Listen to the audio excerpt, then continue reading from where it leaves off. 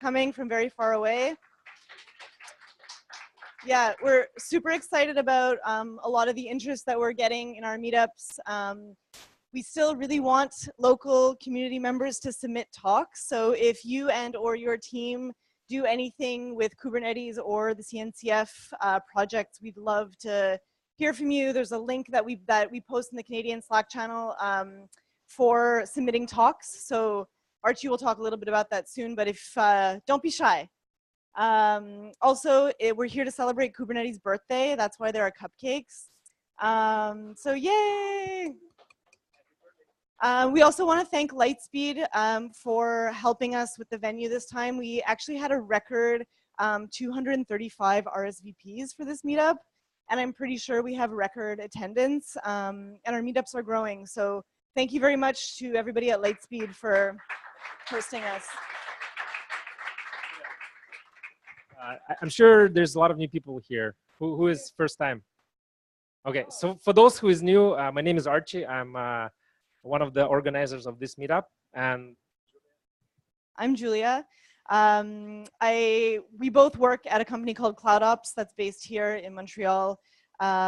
We do a lot of cloud solutions and a lot of fun DevOps stuff. We're always looking for fun people to work with us, and we're pretty cool. So if anyone's interested, come see us. But yeah, we run 5 meetups across Canada, Ottawa, Quebec City, Toronto, Montreal, and Kitchener-Waterloo. So if you have colleagues or if you have any part of your organization is based in any of those cities and you'd like to participate, we are always looking for help. You want to talk about the DevOps days? Oh, it's a secret. We shouldn't tell here, right? So another community initiative, I'm happy to say that I'm on the committee for DevOps Days Montreal. It's happening October 11 and 12. We're super excited about it. We're starting with, it's our first one in Montreal. So we would love to have you participate, attend. If you look for DevOps Days Montreal, you can buy tickets. There are tickets still on sale. So yeah, looking forward to having everyone, all of you guys come. Great. Yeah, so I guess we can start. So yeah, as usual, the first page is our sponsors. I mean, we're running meetups in the 5 cities, and CloudOps is helping a lot with that. But you know, we cannot sustain alone. So CloudOps, Red Hat, Aqua Security, and Microsoft, those are like our platinum sponsors, the gold sponsors, and they, you know, helping us the most. But we're also getting a lot of support from JFrog, GitLab, Rancher, Cilium. We had them, almost all of these companies came here to present, and today we featuring JFrog with Baruch. And special thanks to Lightspeed. We're always looking for space, and CloudOps offices right now outgrow this meetup, so we cannot host this anymore. But you know, maybe in the new office we'll have a space. But Lightspeed was kind, and you know, they let us make this meetup, and it's not like regular meetup. It's a Kubernetes birthday, even if it's in the middle of August. You know, there's a still full room. That means, you know, people are really like Kubernetes, and you know, they're really happy to come over here. Thanks for coming. So I would pass the mic quickly to Lightspeed representative, so he can talk about what Lightspeed is doing.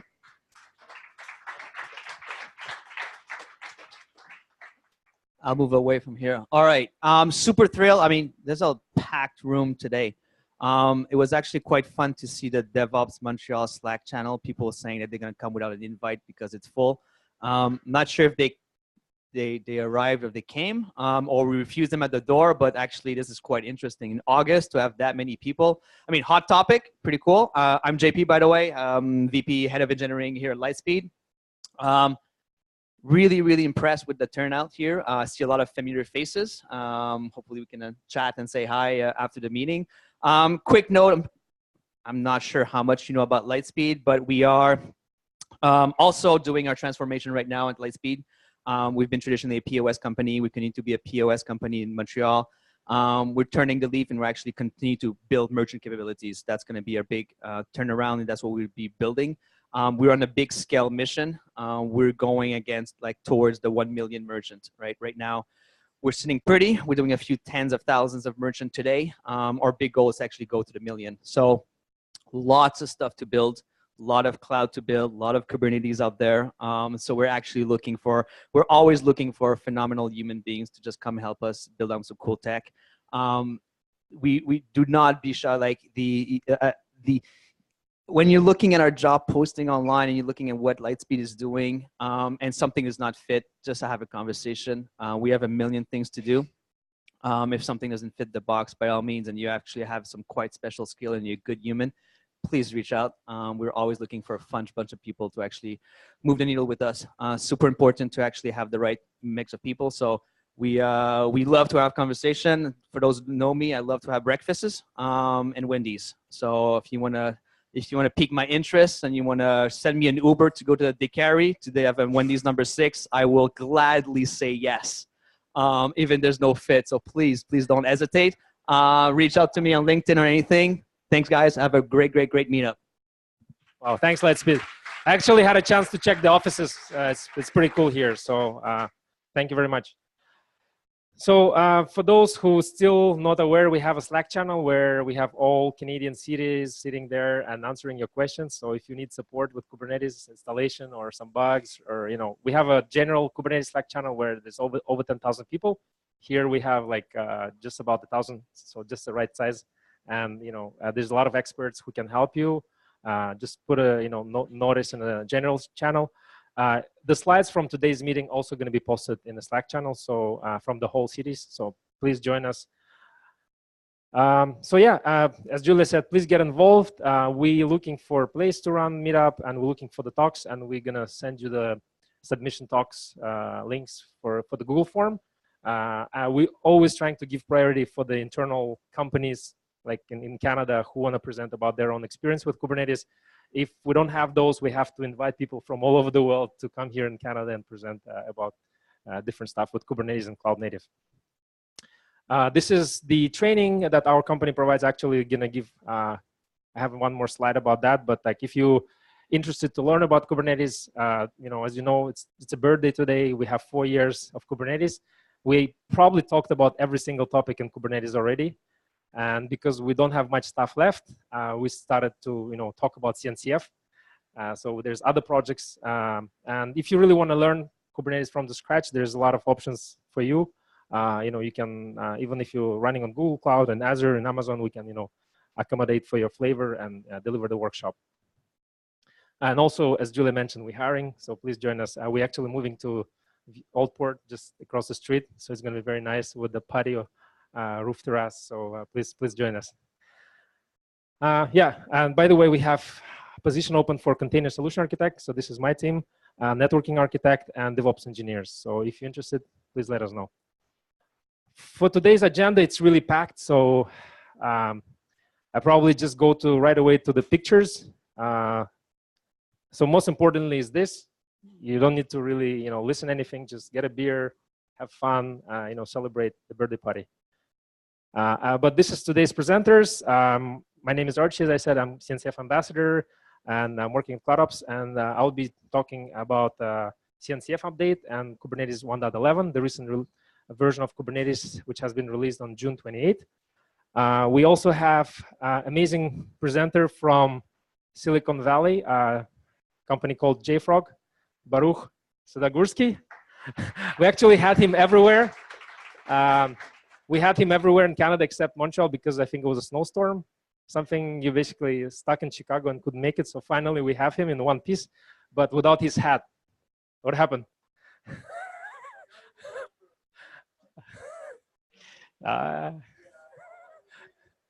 Yeah, like he's literally always with this hat. So it's the first time I see him like this, but I almost didn't recognize you. We have Jonathan Katz. Where's Jonathan? Yeah, so you can see over there, there's 4 gentlemen. They're from Crunchy Data. There's a whole team. I think they're trying to support Jonathan, so just in case he forgot something, they can help him out. But yesterday in Quebec City, we had so many questions about running databases in the Kubernetes. So I think he's like, yeah, we need some support over here. So if you want to talk about during the break or while we're talking, you can pass by their booth over there. And then we have Daniel. So Daniel is here. He's actually natively grown in Canada from Edmonton. He said he's not Oilers fan. He likes Canadians, Hubs, right? Leaves, okay. Anyway, so yeah, Daniel is actually working in Traefik, for Traefik, and there's a company Continuous. And he's actually working as a Kubernetes Ingress developer lead. So please drill him over the questions. We actually, in the beginning, we want to have a talk about Ingress with Traefik, but we already had like multiple talks, right? Do you guys remember any Ingress talks we had? We had a guest from Quebec City, Jean-Francois, who talked about Ingress. So I didn't want to repeat the talk because Traefik follows the same pattern, but it has a lot of interesting features. So you're going to talk a little bit about Traefik, right, in Ingress, and we welcome for the questions. So we're going to open questions, ask, and we'll try to answer them. Yeah, so those are the presenters, and Baruch is going to be talking about Helm and Artifactory.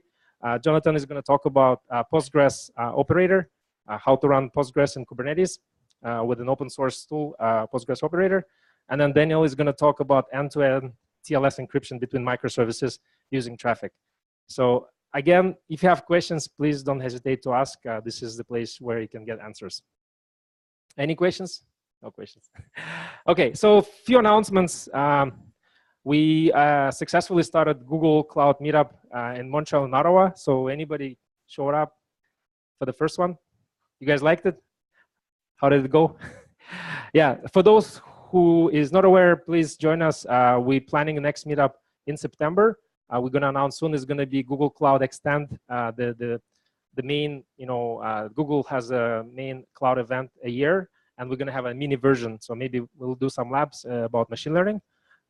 So just join the meetup, and you're going to receive invitation soon. Also, last time we talked about exams. If you want to be certified and get a good job, like you better do some Kubernetes certifications. So we have CKA, which is the old exam for the administrators, but if you're a developer, you can do CKD. And CKD is really like you have to be master of manifests. And we have few people here who already did this exam. Anybody? Hands? No? Well, anyways, we have a Slack channel about exams and people posting like hints how to pass the exam successfully. There's obviously like a website tells what you need to know before going there. But if you're like completely new, there's Kubernetes service providers like certified who can provide the trainings. There's a whole list of them, and there's one Canadian company here, CloudOps. We also provide training around Kubernetes, and this is a link for the trainings. In terms of conferences, we had just a few days back ago PromCon. Anybody went to Germany? No? Actually, I really want to go, but my managers not always approve my trips to those conferences. Yeah, but luckily PromCon was recorded, and if you go to the PromCon website, you'll get 2 live streams, so you can watch all the videos. Like every single presentation was recorded first time. They never had the live stream session, so it's a very good chance. And there's a lot of great announcements about Prometheus. So please, have a peek and go on the website and have a look if you're interested about the talks. One of the talks I liked was about Thanos, a long-term storage, about how to store Prometheus metrics as a long-term storage. And there was a good talk from DigitalOcean, how they use Prometheus to monitoring their infrastructure. There was an interesting talk from Uber. And there was also talk about HPA, horizontal pod autoscaling with Prometheus. So those are like really related to Kubernetes. I really enjoyed to see them. And then KubeCon, I hope you already bought tickets for Seattle. Anybody here going? 1, 2, 3, 4, 5, 6. Yeah.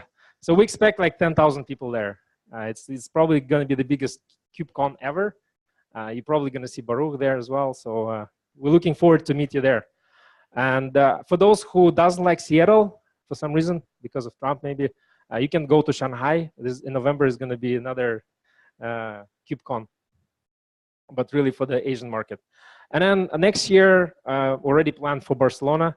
The KubeCon in Europe is going to be in Barcelona, so really nice. So any updates from CNCF? Actually, who is first time hearing what a CNCF is?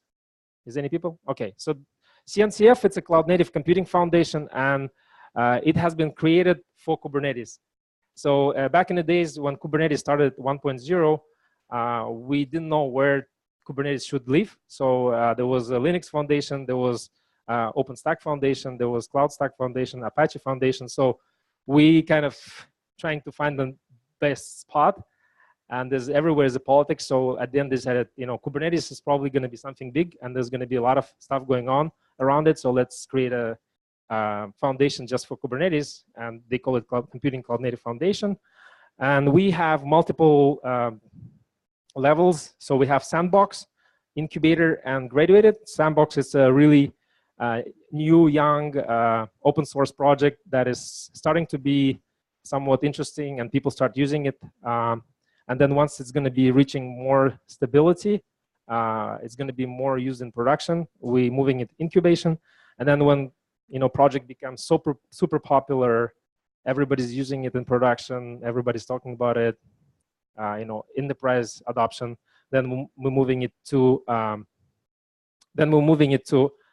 graduated.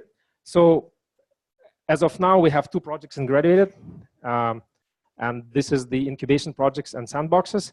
And I will quickly talk about Prometheus today, and Harbor and OpenMetrics. Those are the ones has been just recently added. For the other projects, if you have any questions, I'm also happy to answer. But you don't need to take picture. If you just go to cncflandscape.io, you can see all of those projects, and you can read about them, see the pages. So it's really those projects are working nicely with each other. And as I said, Kubernetes is one of the main projects there. So from the announcement, Prometheus, the project has been just joined graduation. So it has graduated. So the announcement was on PromCon. We had huge growth of popularity for Prometheus as one of the main monitoring system for Kubernetes. So with Prometheus, you can store your metrics, collect your metrics. It's a TSDB database, and it has the with those metrics, you basically can create graphs in the Grafana, and you can also alert things. Send emails to your about alerts, and it has alerting part. So pretty much, it's built for Kubernetes for dynamic environment, but you can also monitor your VMs, and it's getting really popular. There's so many, metrics has been written for Prometheus, over 300. So definitely, it's reaching popularity. I still see some problems like long-term storage and other things, but I think we're almost there. So that's why they put it to graduation, and there's still work ahead. And please join Thanos project to contribute to the long-term storage, and there will be much more adoption. Also, a few weeks ago, OpenMetrics has been added. Anybody heard about OpenMetrics? One? Okay, we have 2 people. I wish I have more swag, 3 people. So I'm not going to talk a lot about it, but it's really related to Prometheus. So Prometheus has a lot of metrics, as I said, over 300. And this project kind of allows to create a standard for the metrics.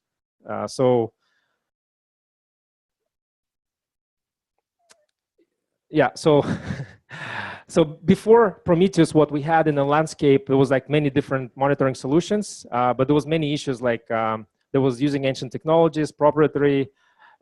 So there was not almost no focus on the metrics, and the solutions were not kind of suitable. And we used all the SMTP standards, ASN1, AI, MIP system. So everybody was trying to create their own. And once we had a Prometheus, everything, things started to get improved. It became pretty much the standard de facto in cloud native monitoring. And people created a lot of metrics around it. So over 200 exporters already exist. So you can monitor anything from Elasticsearch, Kafka, or Nginx, Kubernetes. We have metrics for everything with this. And then once you have a metrics, you can create your monitoring dashboards, and you can create alerts. So those are the consumers of Prometheus format. So for example, Datadog, Telegraph, Capacitor, Prometheus, SignalFx, Sysdig. So all of those, you're kind of consuming the Prometheus metrics. and then pretty much, you know, they starting to using it. And the main contributors for the project is Prometheus team itself, Google, and Uber. So those are the commitment by the companies. So Google as well there, Influx Data, Grafana. So that's a project is like around metrics, and hopefully it's going to help to create a standard for the metrics, and everybody can benefit out of it. The next project is Harbor. Actually, we already have some users of Harbor here, right? 1, 2, 3, 4. Yeah, for those who doesn't know, Harbor is a open source trusted cloud native registry. So you know Docker registry, right? If you want to get like Docker registry from Docker, you have to, you know, if you want to run in a large enterprise company, you probably going to end up buying their Docker trusted registry. Or you can go to JFrog. They also have a Docker registry. So we actually have right now a cloud native solution, which is called Harbor. Funny enough, it's coming from VMware. But don't worry, it's a kosher. Like, you know, we completely cleaned it up. It's like open source. So so basically, we needed some kind of a trusted cloud native registry that can do things like multi-tenant signing and validation. So we need to have some kind of a RBAC to our registry. We need to have security and vulnerability scanning, and we need identity integration and role-based access control. So all of these are open source and available with a Harbor. And you know, it's a good option if you're running on-prem Kubernetes, and you can deploy this for your containers as a storage. I'm not going to go deep inside of this. This is how it looks like. You can have vulnerability scans in your containers. So this is pretty awesome to have this out of the box, open source, and people can contribute to it. Yeah, so I'm going to my main part, which is like Kubernetes 1.11. I'm not going to spend a lot of time because we have another 3 presenters. Anybody remember what was in 1.10? It's like so many releases, right? Every 3 months. How you can remember everything? Actually, there was not much excitement because Kubernetes has already old features available that we're using daily, right? But there's a lot of enhancements going on. So Core DNS went to beta. There was improvement. API aggregation went to GA, and then there was, you know, for companies who is doing ML and machine learning, you know, support of GPU, CPU, pinning, huge pages, so things like that. And we're continuously improving our container storage interface, CSI. So that was the main features for 1.10. In terms of 1.11, we have, you know, this is our second release of 2018. Went in June 28th, so it's almost a month. Anybody is running 1.11? Wow, you guys courageous. So you're the ones who are finding all the bugs, right, for us. So as you know, Kubernetes has major release, which is 1. Then we have minor release, which is 11 now. And then every 2 weeks, we're going to do like patches, which is like 1.1, 1.11.1, 1.11.2. So until that 4, you're pretty much like taking a risk. If you're deploying Kubernetes, like, you know, you might have some fun. But like even the code is stable, there's always bugs coming up. So if you're moving to upgrade your Kubernetes cluster, at least, you know, run it in staging for some time, test everything. And once that 4, pretty much all of the, you know, bugs are found. At least like don't deploy the first, you know, patch. Anybody is using 1.10? Okay, so yeah, you guys up to date. So, and 1.9? 1.8? Okay, so you guys are already looking for trouble because next release you're gonna lose support. So you better start thinking about upgrading your system. So yeah, the release focus for 1.11 was maturity, scalability, flexibility. This is always the case. And the major themes were, we tried to graduate the existing features. We have different level in Kubernetes: alpha features, beta features, and stable, GA. So those are the ones we're trying to graduate. And then the new features is going to be in alpha, pretty much. So for graduation, we graduated IPVS-based in-cluster service load balancing, which became stable. This is not the same part about ingress. This is really services. You know, in Kubernetes, internal services, they're using IPTables these days, but like you can use IPVS. Then we have core DNS, dynamic kubelet configuration, and things like storage protection and resizing. And there's online volume resizing, run as group, priority and preemption, and there's a lot of stuff going on and around storage. So you can actually do you can use block storage now in Kubernetes. So I'm going to go more in details only about few projects because there's so many things, and this is only a small list of the things that's happening. So I'll just focus on the ones became available for you right now and might be interesting. I'm kind of divided those by the SIGs. So SIGs in Kubernetes Special Interest Group. So we have SIG monitoring, big data, app storage network. You can join the calls every week with the development team if you're interested in a specific feature. So first is SIG networking, and they have actually the most work done. So we're waiting for IPv6 support. Yeah.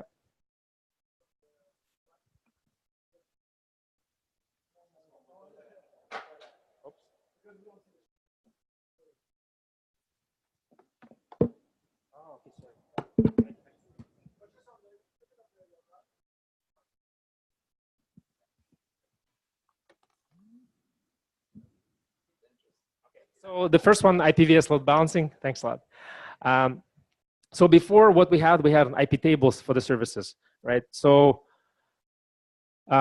just, for people who is completely new for Kubernetes, right? We have pods. Pods is basically something where you can run your containers. So you can run one container in a pod. You can run 2, 3 containers. And if you want to access the pod, your container, you need to create a service.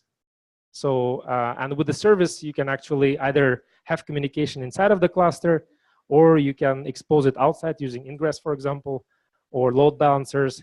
But what we're talking right now is really the service that allows you to route the traffic. Also, service it's kind of your VIP for your pods, because you might have multiple pods in a cluster, right? And if you're scaling your application, the service is going to be your VIP. Also, services, what they do service discovery. So all information about service names goes to the core DNS, and you can do the service discovery. So before, we had services implemented with IPTables, and IPTables were in a user space application. It's pretty much Linux kernel firewall. It was implemented with a net filter. And the net filter is a framework also in the kernel that allows customized networking related operations. Like it can do filtering, natting, and stuff like that. So the issues we had with IPTables as a load balancer is that it was kind of slow, especially in the large clusters. The updates were also kind of slowish. So there was problems, especially if you have like large clusters like OpenShift. They really was looking for this feature as well. So what we did, we added support of IPVS. And IPVS, it's a transport layer load balancer which directs TCP, UDP, and SCTP. And it's also using a net filter. However, it has much more capabilities in terms of load balancing. With IPTables, you only had route robin. With this, you have NAT, DR, and IP tunneling. And the way to use IPVS, better performance, and you have much more load balancing algorithms, so you can do things like health checks, and different modes. So if you want to use IPVS in your Kubernetes cluster, you need to make sure you have a kernel having those things. You need to enable it in the kernel, so it might be a problem for you if you're using older kernels. And then you need to, when you're deploying Kubernetes, switch proxy mode to IPVS. And when creating a cluster IP type service, IPVS proxy will do following things. It's going to create a IPVS dummy interface in your node, and then bind service IP address to the dummy interface, and going to create IPVS virtual servers for each service IP address. And you can do actually play with different parameters. So you can have round robin load balancing, least connection. There's a few others. So those are the information. So this is example, if you're going to do kubectl describe service, nginx ingress, this is going to be your service IP address. This is the endpoints of your pods. And if you do IP adder on your VM, you'll see the service IP address here on the kube IPVS interface. And there's also IPVS ADM the command that can help you to troubleshoot and look more into that. So again, you will still have IPTables by default, but if you want to use IPVS because you're a large cluster, you can switch to the IPVS mode, and it's a GA stable feature.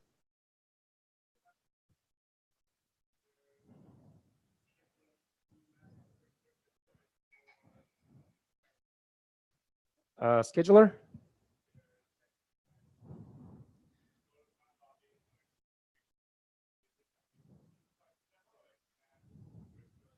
Oh, so this is like when you're creating a service itself. This is on that level. Yes. But this is not about exporting it outside. This is really yeah.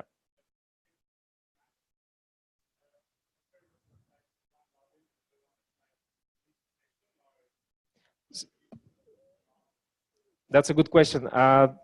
I think it's once you configure it once, but I might be wrong because I didn't see in the service manifest where you can have a chance to change this. I need to double check, but all the implementation, you can update the parameters with the config map as well for that. So I'll get back to you. Like, this is a good question. Let's have a chat in the Slack channel about this. Then we have Core DNS. Anybody's using Core DNS already? Okay, 1, 2. Wow, how was the experience so far? Nice. Okay, so for those who doesn't know about Core DNS or KubeDNS, this is like KubeDNS was the default service discovery you're in Kubernetes. So before KubeDNS, anybody remember what we use in Kubernetes? Yeah, nice. So congrats, good answer. So yeah, SkyDNS, then was KubeDNS, and then finally we did Core DNS. And why we did all of this? First of all, KubeDNS, it was a Go wrapper around DNS mask, and everybody knows that DNS masks has vulnerabilities, limited scope in terms of Kubernetes. So every time we have a vulnerability in DNS mask, we have to upgrade our KubeDNS. So Core DNS is cloud native, pure in Go. It has less number of moving parts. It's just basically one container, and it's available as a cluster DNS add-on. So you're going to be installing it during your Kubernetes installation. As a last step, you will install your cluster DNS. And starting from 1.11, it's going to be the default in kubeadm. So if you're using kubeadm, you deploy this, and it's going to be out of there. However, if you're using kops, Minikube, KubeSpray, the kubeDNS is still going to be default, and if you want to use it, you need to update it. So why Core DNS? It's simple, faster, single Go binary, and it's a CNCF project. And also kubeDNS is going to be deprecated in 1.12, so you'll have no choice. You have to start thinking about it. So if you compare Core DNS with kubeDNS, it's fixed a number of issues and limitations that we couldn't fix in kubeDNS. In terms of containers, kubeDNS has 3 containers. Remember, when you do kubectl get pods in the namespace of kubesystem, you see 3 containers: kubeDNS, DNMask, and Sidecar. With Core DNS, you only have 1 container. In terms of metrics, both can send metrics to Prometheus, and configuration of Core DNS can be done using config map, which is like really neat. Yeah, so some of the features, you can do verified pod records, server-side domain search with AutoPath. Anybody had this issue with the searches, that search take too long with kubeDNS? So Core DNS addressing this problem, and it's going to be only one trip when you're doing the DNS resolver. Some other features: zone transfers, namespaces and label filtering, adjustable TTL, and caching. So if you're really interested about Core DNS, there was a good talk at KubeCon in Copenhagen, so you can watch the video about that. But like, just pay attention that we're going to be deprecating kubeDNS next release. So start learning, start playing around with Core DNS. In terms of SIG node, we have dynamic kubelet configuration in beta. So this is very easy to explain. Each node in Kubernetes has a kubelet and kubeproxy running, right? And the kubelet part In the old way, what we had every time, let's say we need to update parameter of the kubelet. Let's say you want to change maximum pods per node or memory allocation. What we have to do, we have to update the parameter and we have to restart kubelet, which is kind of outage on the system. By the way, kubelet is running our Docker containers, right? So that's why when you did a restart, you pretty much had an outage on your nodes. In the new way, we basically can change kubelet by updating config map of the kubelet, and this is going to be dynamic. In terms of SIG scheduling, there is a new feature added, pod priority and pod preemption. I think we had a question today in the Slack channel about that the pod was evicted and then came back to the same node. So if your pods are getting evicted all the time, evicted means like they begin getting kicked out from the node. We're using quality of service in Kubernetes. So if you defining your resource and limits for the pods, is going to be guaranteed quality of service. And if you don't define any resource and limits, it's going to be best effort. So your container is going to be the first to be killed on the node. So you need to ideally use quality of services. But if everybody has quality of service, how you can actually have priority? And we added this feature right now in alpha that with the priority, you can allocate different priority to the pods. And with the preemption, you have an ability of Kubernetes to say you must run this pod now, even if it means evicting running pods from the nodes to do it. So the use cases, let's say you want to run urgent cron job and there is no space. Another case, you have like microservices, which is buggy, and it takes all the CPU and memory on the node. So you can run debugger to check this if the system is overloaded. So you put higher priority and you will be able to schedule a pod and run your debuggers. And there's many others. I don't know if you have any use cases for that, let us know. Yeah, so this is the way how you can enable it on Kubernetes. And if you want to create priority class, you can create it as a new resource called priority class. You can define the value. And then when you're creating a pod, you can say priority class name, high priority, and then your pod will be started with the priority.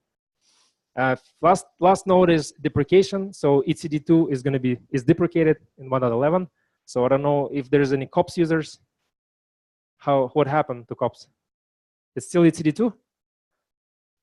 Okay, so I don't know you guys pretty much looking for trouble, but I think there is a path to do migration to etcdv3. In terms of Hipster, you guys also aware is deprecated now. So if you guys using a Hipster to check your CPU and RAM, it's deprecated. So you have to use Prometheus or other monitoring tools. And there's a few minor changes. Cloud providers, so EKS in the Azure went GA. In terms of Amazon, we had EKS introduction. So for those who doesn't know, if you're running in cloud providers, you have managed Kubernetes cluster. You can deploy with one click, and then Amazon, Google, or Azure is going to manage cluster for you. So you don't have to be, thinking how to deploy Kubernetes cluster. You're going to be focusing how to use Kubernetes, and then they will manage your upgrades and everything. So the last thing, yeah, anybody use EKS? One, wow. So EKS is very new. Obviously, it's like almost like naked. There's no features in it, and Amazon is telling use your, other ecosystem products around to make it like more like production grades. But I think with the time it's going to evolve. And then for Google, Google has probably the best implementation of Kubernetes, GKE, Google Container Kubernetes Engine. And we just came back from the Google Next, and they announced Istio 1.0, which is like great milestone. And they have managed service Istio, so you can use in Google Cloud Istio with Kubernetes. And there's also big announcement about GKE on-prem. So you can not only can deploy GKE on Google Cloud, but you can also deploy on-prem, which is on VMware right now. There's also announcement about Knative. This is the framework to run serverless stuff on Kubernetes. So if you want to learn more about this, please come to our next Google Meetup. We're going to talk in details about GKE on-prem, about gvisors, about Knative. So if you're interested, please join. With that, I'm finished. Do you have any questions? I'll let Baruch Sadogursky to get connected, and I can take some questions. Happy birthday, Kubernetes.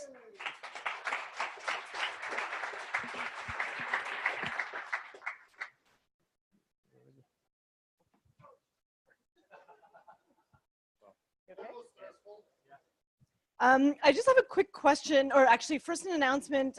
Si vous cherchez les toilettes, the bathrooms are by the elevators.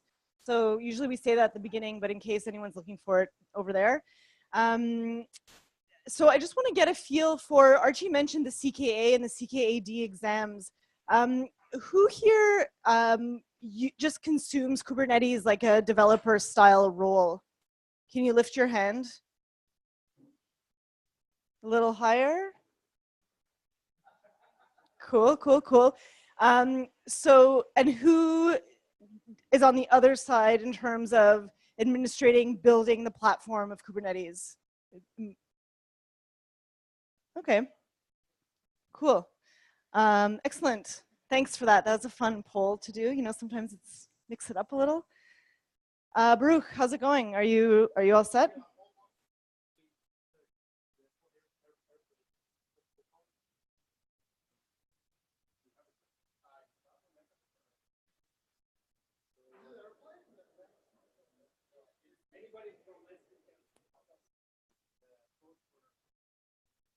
Is the Lightspeed IT our friend here? Oh, cool, thanks.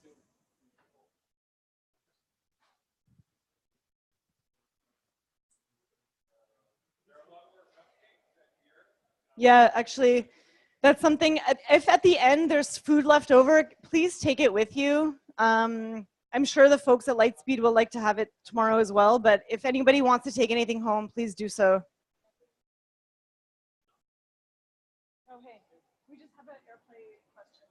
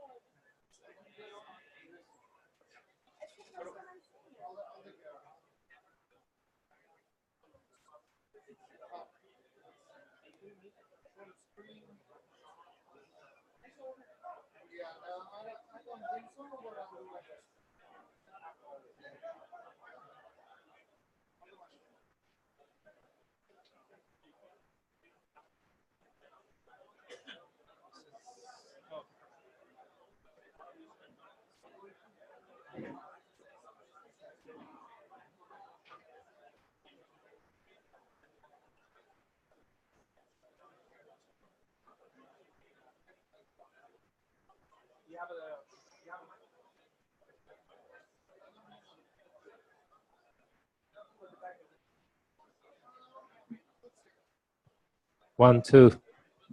Okay, so let's get started. They want me to do the talk in 20 minutes. It's an hour talk, so I don't know. Archie, an hour? I'll do it maybe 45 minutes for you. Okay, yeah, let's get started, and I'll try to speak real quick, so we will get as much content as possible. You see like half a screen, right? That will be a lot of fun. Okay. Oh, it works. Right. So as Archie mentioned, I visited Canada, the other 4 meetups here in February, and I kind of booked my Hilton hotel, and then I saw like the forecast, and I'm like, yeah, that's Canada. That makes sense. That's a lot of fun to come. But today is the opposite, I guess. It's really hot, and you know, Montreal is great. Thank you so much for having me. Thank you for coming. Appreciate it. Does it work? Yes. So yeah, you won't see anything here, but the most important part of this is my Twitter handle. I'm at jbaruch on Twitter, so feel free to follow me. And I'm also CNCF ambassador, relatively fresh. Still very excited about it. The good news about you are not seeing anything on the screen, that you don't really need to, because I prepared a special page for you. It's under jeffrey.com/shownote, or just go to show notes and you will see it there. It has, that's the only slide you need to take a picture, but you don't see it. But it basically has the slides. It will have the video. it will have, it already has all the links and all the references that I mentioned. It's all there. So but it doesn't really matter that you don't see the slides, although I prefer you do, but okay. I mean, there are some bullets appearing there with the list of what's on this page, but okay. But again, on the bottom on the screen here, in shade, so you can see it, there is this URL, and you can see it on every slide. Okay, all right, so I have no idea what's going on slides, so that's kind of hard. We can stand here, but it's really hot here. Yeah, that's tough conditions. Okay, so we'll speak a little bit about Helm, and then I'll speak a little bit about dependency management and artifact management in general. So how to deploy anything to Kubernetes? You basically copy YAML files, and then you paste YAML files, and then you fix indents on whatever you change, and then you repeat. Right, that's kind of a normal way. Which is not a lot of fun. That's not like a normal Kubernetes resource. There is nothing that you didn't see before. And when you want to build a new one, right, so let's go back here. We have the descriptor of our container right here. So we have like spec, containers, and then we have the name, and then we have the image with the label and the version and everything. It's 1.0, and then you kind of want to build a new one. So go ahead, you do Docker build, and you have a new version, obviously here 1.1, and then you need to deploy it again. What do you need to do? You need to change the version in the deployment. You can do it like that, right? Which works, but I mean, I guess you saw more beautiful code in your life. There is another trick. Latest. Let's use latest. Good idea. Good idea. Yeah. So no, we won't use latest because we have Helm. And one of the beautiful things of Helm is that it encapsulates packages of Kubernetes deployments into a bigger abstraction units.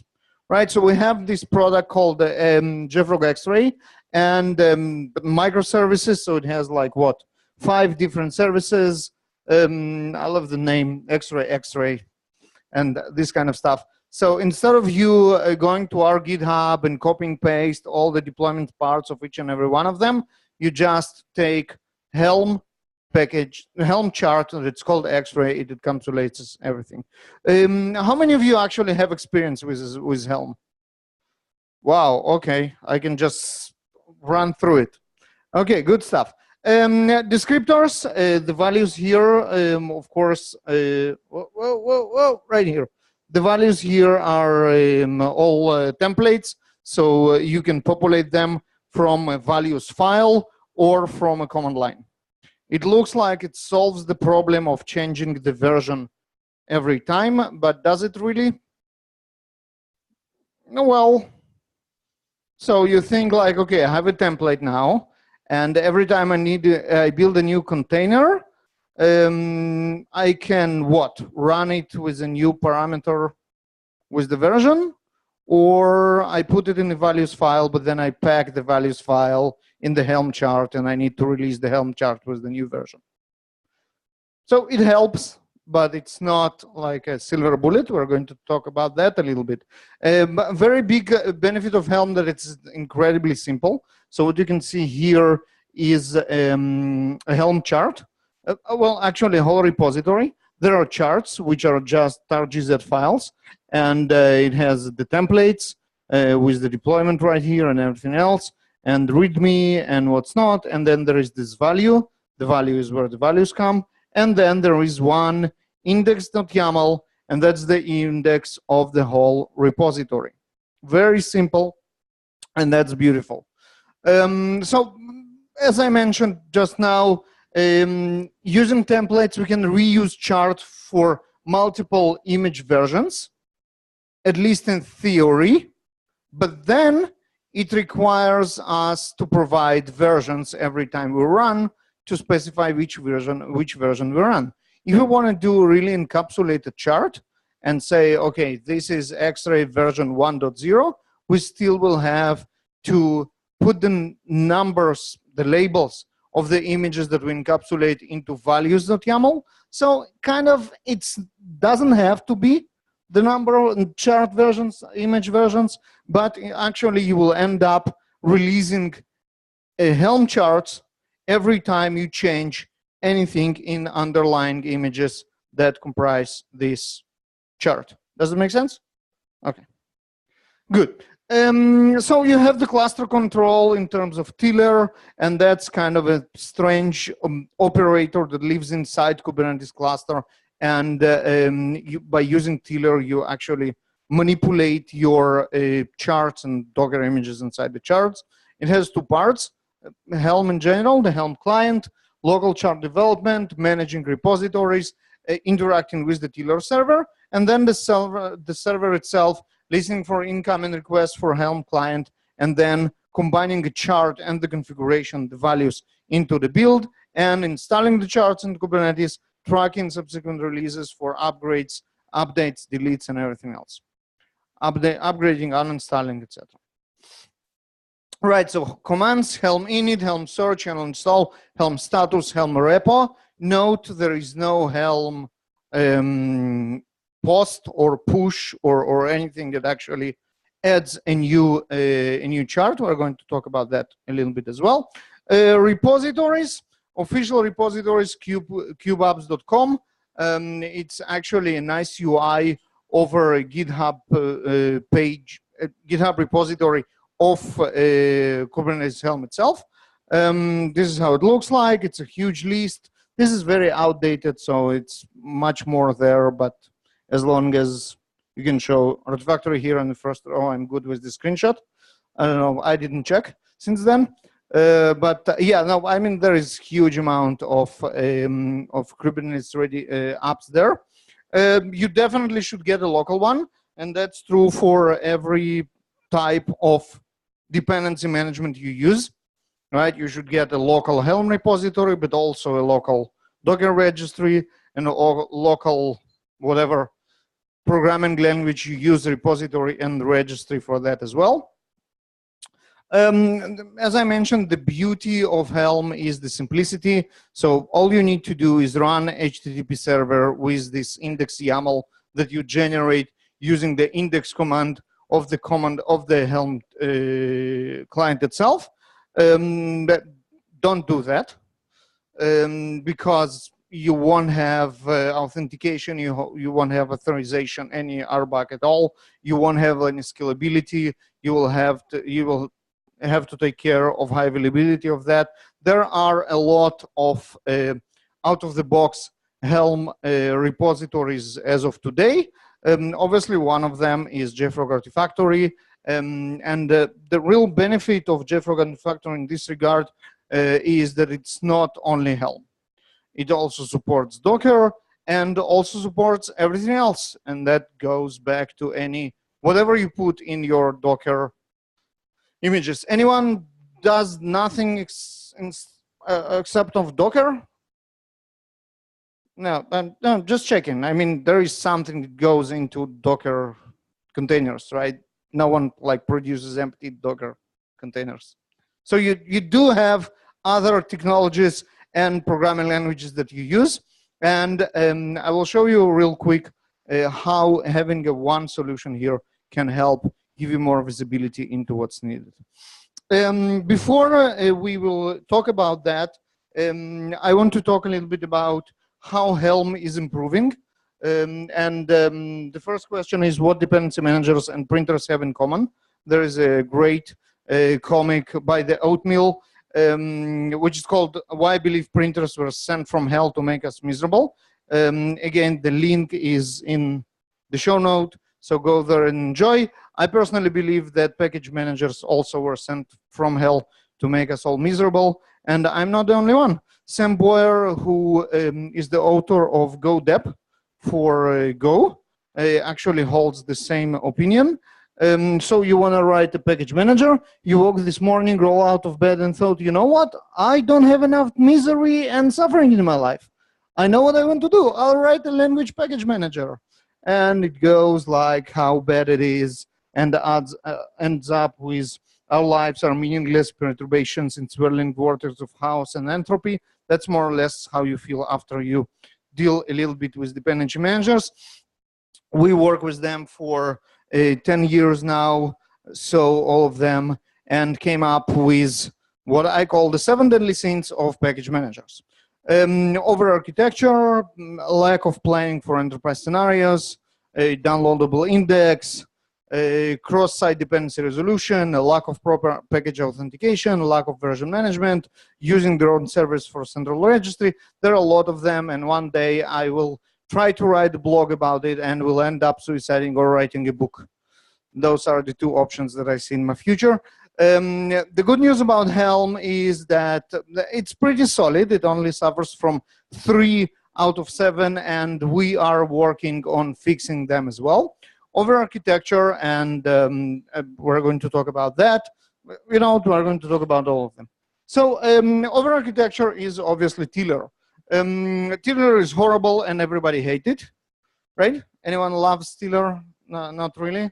Right, I'm just checking, sanity check. Everybody hates Tiller. They had a good excuse. Back in the days, there was no RBAC in Kubernetes. So if we didn't want to give kube control access to everybody, the only reasonable way to do it was introducing RBAC inside the cluster, and this what Tiller was supposed to be. The good news are, first, we have RBAC. Second, Tiller is going away. You can actually run Kubernetes without, Helm without Tiller today. Remas, one of the authors of Helm, actually wrote a very nice blog about what are the strategies, and there are a couple of different ways to do it, and what is the preferred way. Day after tomorrow, Thursday, he's going to do a meetup about that in JFrog. I will try to stream it, so you might want to keep an eye on our YouTube channel.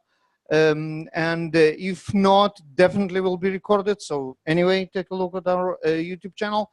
And the blog itself is obviously in the show notes, the link to the blog itself, if you prefer read on instead of watch. Also, Helm Summit back in February was decided that Helm 3 is going to be Tillerless. There won't be Tiller in Helm 3 at all. There are a lot of interesting stuff that is going to be in Helm 3. Again, the blog post about the future of Helm in the show notes.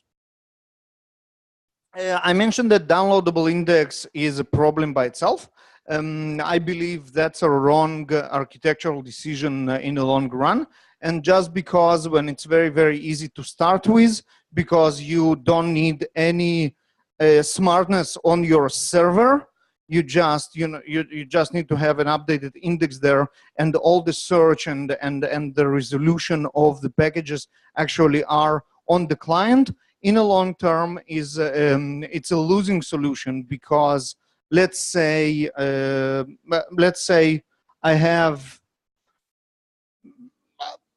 downloaded an index. Is it update? It's not up to date. I don't know. I downloaded it some time ago. I need to download it again. Now I search locally on my index and I found something. Anyway, I need to go to the server and download it.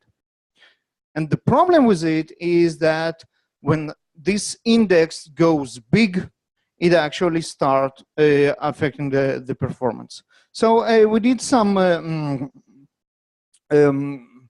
benchmarking, and what we see is that the memory consumption actually climbs very, very high when you have a significant number of helms, of charts.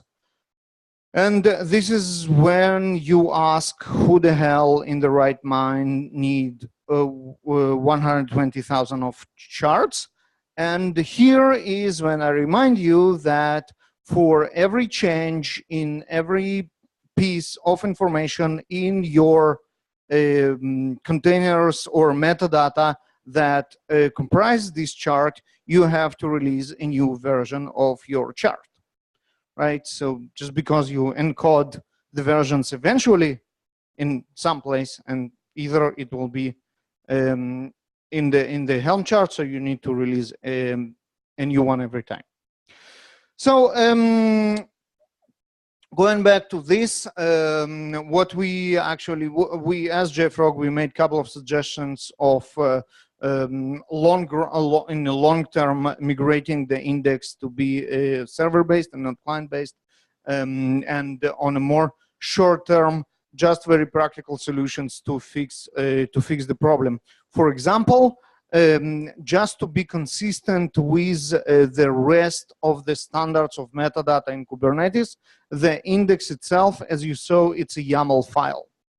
Now, the fun part about it is that it's not transferred as a YAML, it's transferred as JSON.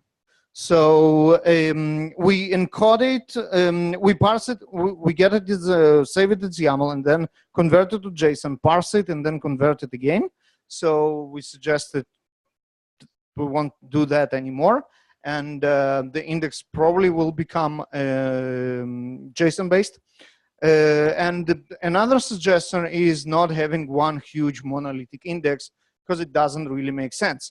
For example, in the index today, we have all the metadata in one file, the list of the charts, of all the charts, all the versions of every particular chart, and all the metadata for each and every version on any particular chart, everything in a single file. It doesn't have to be. We can have an index, a list of all the charts as a separate file, and then a list of the versions of each and every chart with the metadata of the chart itself, a separate file, and then actually the tiny pieces of metadata about each and every version. Obviously, it will make it more scalable because you will download and parse much less. So all that is being discussed now, and we try to fix the problem as well. Again, in the show notes, there is a blog post, my blog post on AWS open source blog about all those initiatives on how to make it a little bit better. And going back to using the repository and my plug about how important it is to use one universal tool for more than one product. Instead of going through the slides, I think I will just show you a quick demo that kind of demonstrates the importance of this cross-package metadata, and then I will vacate the stage for the next speaker. So what I want to show you is, and I guess I will have to do it without the microphone. I will speak really loud. Okay? Okay. So Docker images, I have a bunch of images here, and let's say this guy, JFrog local Docker app, very descriptive name, and the version is even more descriptive. It's latest, obviously, and I got my, my guy saying, Baruch, we have a problem with this Docker image in production. It probably has some nasty bug, and something is wrong in it. What do? How do I even start understanding what's going on with it? So it's latest, so I don't really have any identifier because latest can be anything. But what do I have? I can do Docker inspect and use the image ID here. And I will have a bunch of metadata, very, very useful. I mean, readable. I know exactly what's going on here just by looking at it. Okay, there is another bunch of useful metadata. Don't you love Docker? It's everything looks great. Here we go. SHA-256. SHA-256 is great because, as opposite to latest, it actually identifies the Docker image uniquely, right? And I look at that, and I'm like, I have no idea, right? But some Docker registries and Ayrat Factory as one of them have this wonderful search capability. I'll try not to fall. And one of the options for search is checksum. to SHA-256 is checksum. So if I paste it here, I can actually find it. And you know what? Now I'm in much better place because not only I see this latest, I can actually see a version image with exactly the same SHA, and those are good news. It means that I actually retagged the 170 to be my latest, and it also means that it's still the latest, but that's okay. And now what? Now I can take a look at it and see more information.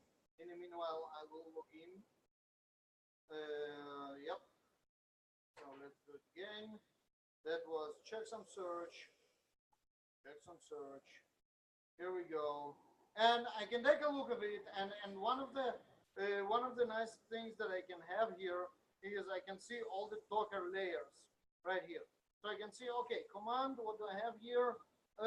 Well, I apparently run, where is it? Come on. Nope.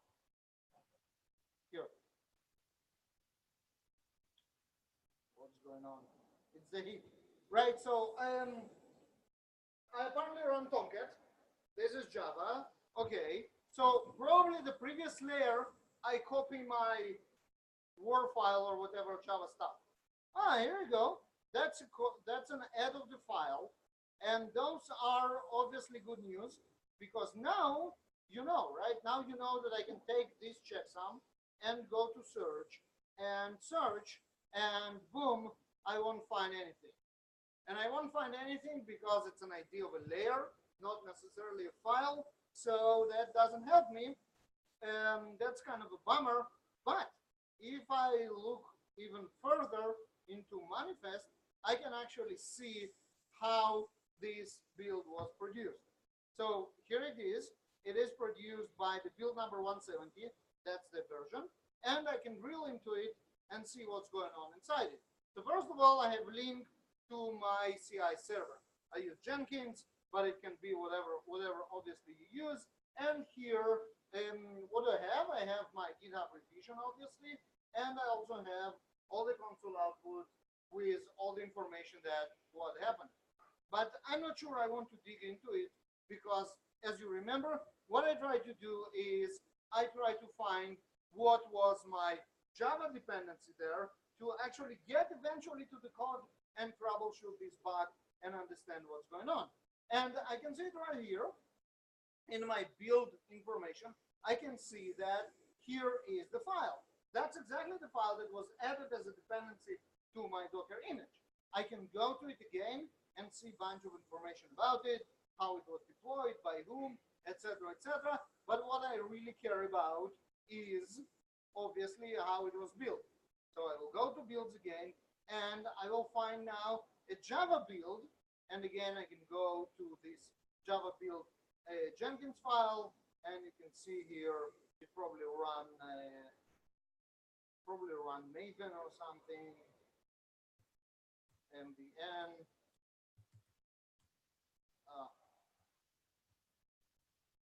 Where is it? Or maybe it was Gradle. But that's Gradle. Right, so here, that was my Java build.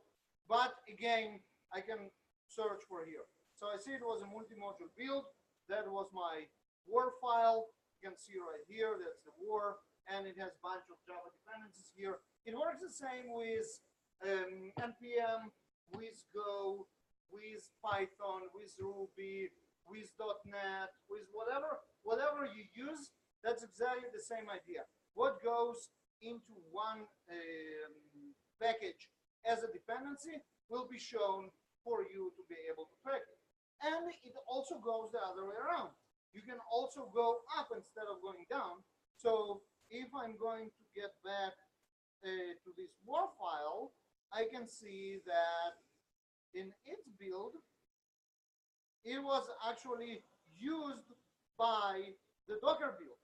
And if I go to this manifest here, I can actually see dependency of what was this Docker build. It was used by which build? In what we put our Docker image. Come on, guys. Helm chart, obviously, right? So here we go. It was actually used by a Helm build as a dependency as well, right? So here we create a Helm chart, and the dependency of this Helm chart is our Docker image, right? And obviously that's critical for you to understand what is going on and what's happening with all this Russian doll style technology that you put one inside another. And it also goes, yeah, obviously Russian. What did you expect? What I had to, right? Yeah, with everything that comes with it. Another interesting aspect that I won't dive into it because Archie is going to kill me and he's a Russian as well, so I'm a little bit scary. Is the X-ray scan. So another product that we have in JFrog is JFrog X-ray, and JFrog X-ray actually scans the vulnerabilities and checks the license compliant of Docker images, and you all go like, we just saw Harbor, it's completely free, and it does the same. And my question is, now, by now you should know the difference. This guy will scan all the composition of all the binary Russian doll for security vulnerabilities and licenses there, right? By using this tool, you will be able to see not only the vulnerabilities on Docker layers and operating system like Heartbleed or not, but also nasty stuff like struts too. Equifax, anyone? Hey, you're here, you're in Canada. Yeah, that was a lot of fun last year. So yeah, also vulnerabilities in the packages that you put inside your Docker images on any level div.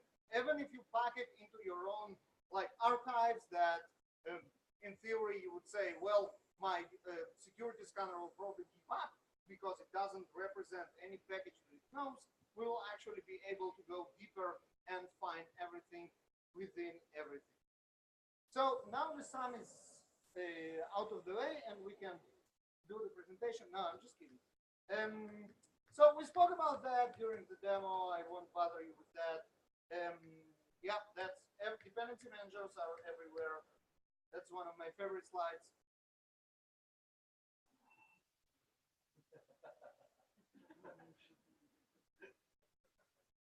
Right. Okay. Anyway, that's a kind of a big diagram of where we stand in the big picture of things. And just a reminder, the slides are already in the show notes page. You just go there and get them. Show you the demo. Again, show note Helm Montreal or just show notes and then find in the list. Slides are there. Video will be when Archie will give you the video. All the links are there. Ratings, comments, and raffle. And with that, thank you very much. I think he was already feeling that I'm coming hard on him, right? Yeah. All right, thanks, Baruch. Yeah, so I hope you learned something new. You know, as we said, like we have some experienced users, we have advanced users, we have in the middle, we have beginners. So hopefully somebody learned about the Helm, about Artifactory. I'm actually always confused, Baruch. What is free in an Artifactory? What is not free? Like it's an open source project, right? Right. So we have open source version, but it's what I showed you now is actually like full version. Open source is more limited. But if you have an open source project, you can actually get the top tier of whatever JFrog does for free. Okay. And that's kind of our contribution to open source to unorthodox way. Anybody's using Artifactory? Look at this. Cool. So yeah, Baruch is here. If you want to ping him over, we're gonna go to the next presenter from Crunchy Data. Anybody heard Crunchy Data before? Okay, wow, you guys really advanced here. So yeah, we're gonna talk about the Postgres operator. So what is this? How to run? Why we need it? You know, and hopefully the questions Are you okay, Jonathan?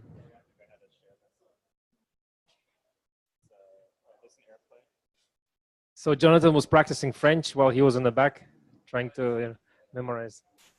Use Zoom, yeah. Yeah, small break for beers, refillers.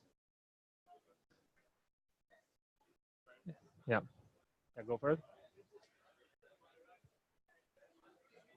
I hope we're not gonna get too late.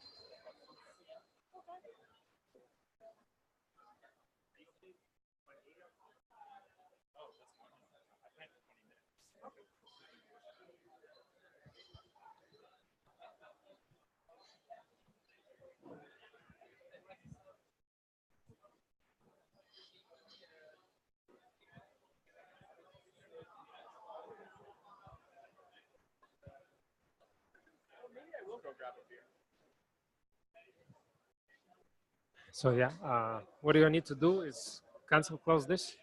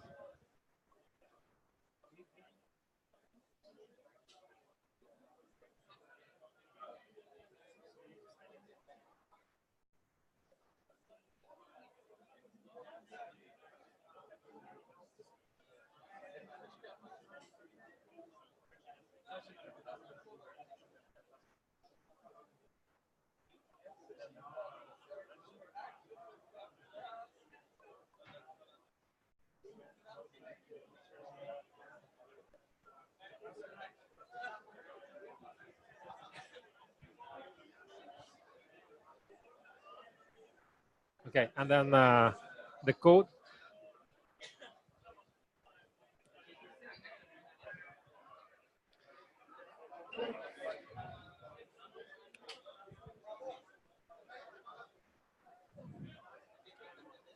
One, two.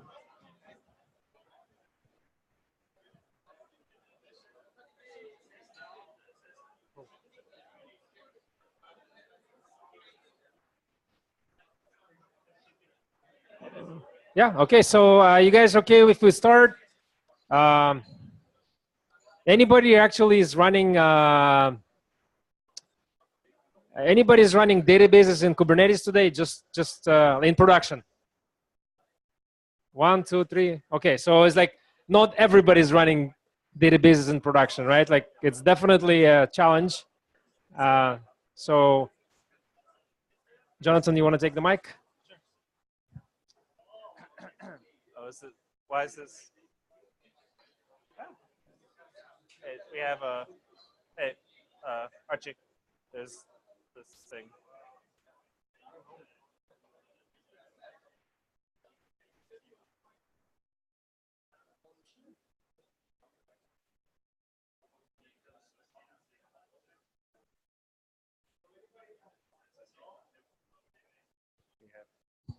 Do we have anybody from Lightspeed to help us with the screen?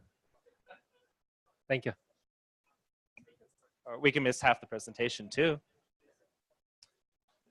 All right. Bonsoir, je m'appelle Jonathan, je viens de New York. Je suis heureux d'être à Montréal. Il fait beau, il fait chaud, mais il fait beau. J'étudiais français quand j'étais petit, mais c'est plus facile pour moi à parler en anglais. So, alors, thank you again for having me. Yeah, cool. So, with that, tonight we're going to talk about running. Well, if you could see the title of the presentation, tonight we are supposed to be talking about operating Postgres at scale with Kubernetes. So, quick show of hands: how many people have used Postgres before? Awesome, yeah. How many people have used Postgres in production? Awesome, yeah. That makes me so happy. So just to give a little bit about my background, to help set up, the scope of this talk. Oh, awesome, it went away. So I've been using Postgres for about 15 years, probably the last 7 or 8 somewhat well. And I've been active in the Postgres community, particularly around the advocacy side. Actually, I did get a couple of commits in, mostly documentation fixes, but Now, other than that, primarily, helping out with the press releases, coding the website for Postgres and things like that. But, I really started out just as a user of Postgres. I just loved all the features and the robustness and just was inspired to talk more and more about that. I do that in my role at Crunchy Data. I essentially run our marketing. And it allows me to still be very involved in technology, still use it, still talk like, at least it sounds like I know what I'm doing. And, also just be active in user groups with events, meeting people, understanding how people are using Postgres and, bringing that back to the community as well as my own organization. So yeah, that's my spiel. And just a little bit about my company. What we do is Crunchy Data started out with figuring out how to securely deploy Postgres. So Postgres can be involved in the highest security environments. And the way we accomplish this, is in several ways, but the most important is that we don't fork Postgres. We just contribute upstream, and everything we do is open source. So all the technology we're going to talk about tonight is open source, available on GitHub. You can download it, you can look at it, you can contribute to it, you can give us feedback. It's whatever it is. And one of the big things we started focusing on 5 years ago was making Postgres cloud native, and that really is the subject of tonight. So normally this talk is about an hour, and I've condensed it down to 20 minutes. So there's certain things I'm gonna quickly gloss over, and then some things I'll go a little bit more in depth because this is a very robust topic. I mean, Postgres is a robust database. It has over 30 years of development. It's been over 20 years of open source development. So there's a lot we can cover. I mean, there's entire week trainings just to talk about how to manage Postgres. But this shift to using containerized technology is actually very good for people who are trying to deploy Postgres because there are a lot of advantages. It makes it easier to set up and distribute Postgres. One of the biggest challenges I had in my career, particularly earlier on, was getting people up and running on Postgres. We didn't have as many packages available to make it easy to install, so you'd have to compile from source, and it can be fun. It also makes it easier to package extensions together. How many people have used PostGIS, the geospatial extension? Cool, okay, a few hands. So PostGIS is this robust geospatial database, essentially, that lives on top of Postgres. It has a lot of dependencies with it, and they can be a little bit complex to compile. So being able to package that all together so you can say, oh, I want Postgres loaded with PostGIS. Whoop, it's there, it's running. I don't need to worry about it. It's all provisioned. That's a very nice to have. Also, handling upgrades. It's never fun to upgrade software, let alone your software that you always need up and running. So being able to say, okay, swap these containers in and out. It's it's like a blip. It's good to go. We got all the security patches in. Great. Another fun thing is, Postgres by extension was designed to be very extensible. And there's a lot of, let's call them secondary applications that you might want to run around Postgres. For instance, continuous archiving, making sure I have a constant stream of backups where I can restore my database to any point in time, particularly after I run that, delete from table, semicolon. And also things like monitoring, which of course is very important to, database people, but, you want to make sure that, you manage all your package dependencies appropriately. And last but not least, this whole idea of automation and scale. I mean, this is one of the great things about Kubernetes and the stateless world is that you can scale up and down all these, your applications and have them, self-managed, self-contained, and not worry about what is up and running at any given moment. I apologize, I'm just getting over a cold, so I might sniffle here and there. But I did mention this thing about stateless applications, and databases are definitely not stateless, they're stateful, which means they need to remember what happens at the end of the day. You're using a database usually because you want to store your data and you want to be able to retrieve it at a later time, even if the Postgres process goes down. That does not necessarily play nicely with a lot of what's going on in the container world, but as we go through the evening, we're going to see how we can get that to work all together. Another fun challenge is configuration management, and particularly users, because users are those pesky people who do the delete from table, semicolon, and cause you to have a very bad day. You want to be able to control their levels of access, and which is especially very important in production environments. Also, scale. Managing 5 databases, okay, that's not so bad. Maybe I'll have some configuration, some scripts around it, but maybe I could do it all myself. Not that hard. What about 100? What about 500? What about 1,000? suddenly, this starts making your heart race a little bit more when you think about, everything that can go wrong in that environment. And of course, it's still a database. Like I said, we can spend a week just talking about everything you can do in Postgres. I wish we had a week to talk about it because that's my favorite thing about Postgres. But you need to understand, how do you tune your database for your particular workload? If I have a high transactional workload where I have a mix of reads and writes, I'm going to tune that very differently than a data warehouse where I might write once but be reading a lot, but I'm reading over terabytes of data, which I might tune very differently than a database where I'm just writing many, many times and you're maybe not reading it so often. I'm just using it to log information. So you still need to have that knowledge and know how to do so. Here's the good news. This, I might not necessarily say it's in the set of solved problems, but these are problems that you have in all database environments, and there's no solutions that we can borrow from them when you think about running Postgres in a containerized world.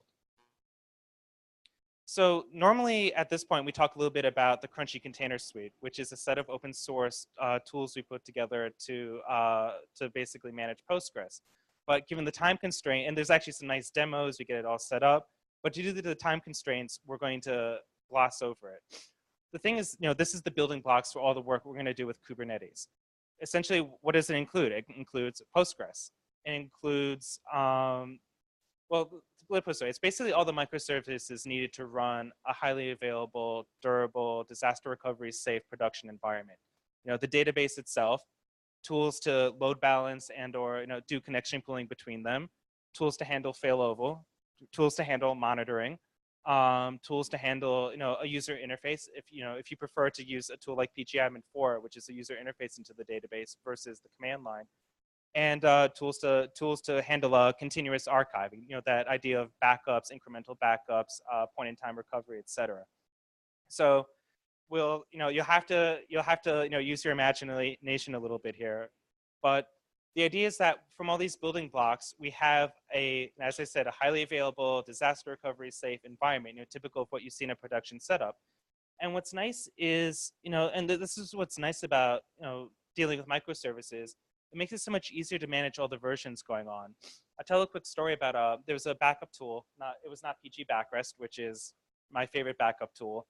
There's a different backup tool I was using where they changed the dependency from one version of Python to a different version of Python, which is incompatible with everything else I was running on my virtual machine.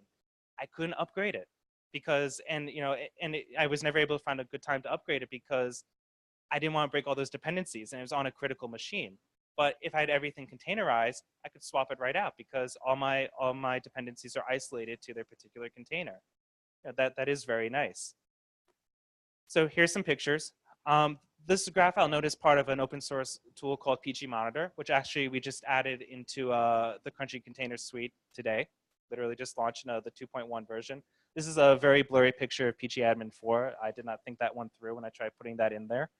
But yeah, I mean, basically, you can have a very visual environment, and if we had more time, we get to see the charts moving and in real time. And there's some very easy, commands to get everything all set up. So, but we're interested in scale, and the thing is that this is the building blocks for scale. But again, as we said before, imagine this is one database. I probably could set this up manually from one of my clusters, maybe 2, maybe 3. 4, okay, it's getting a little bit harder. 5, a little bit harder. And this is when we have to start thinking about using Kubernetes with Postgres. If we're dealing with a small cluster, sure, we can manually do it. It might not be worth the investment to start using Kubernetes. But imagine, as it grows and grows and grows, suddenly, using Kubernetes becomes, not just, a desire, it becomes a need because it has, it's designed for handling these kinds of larger, these larger workloads.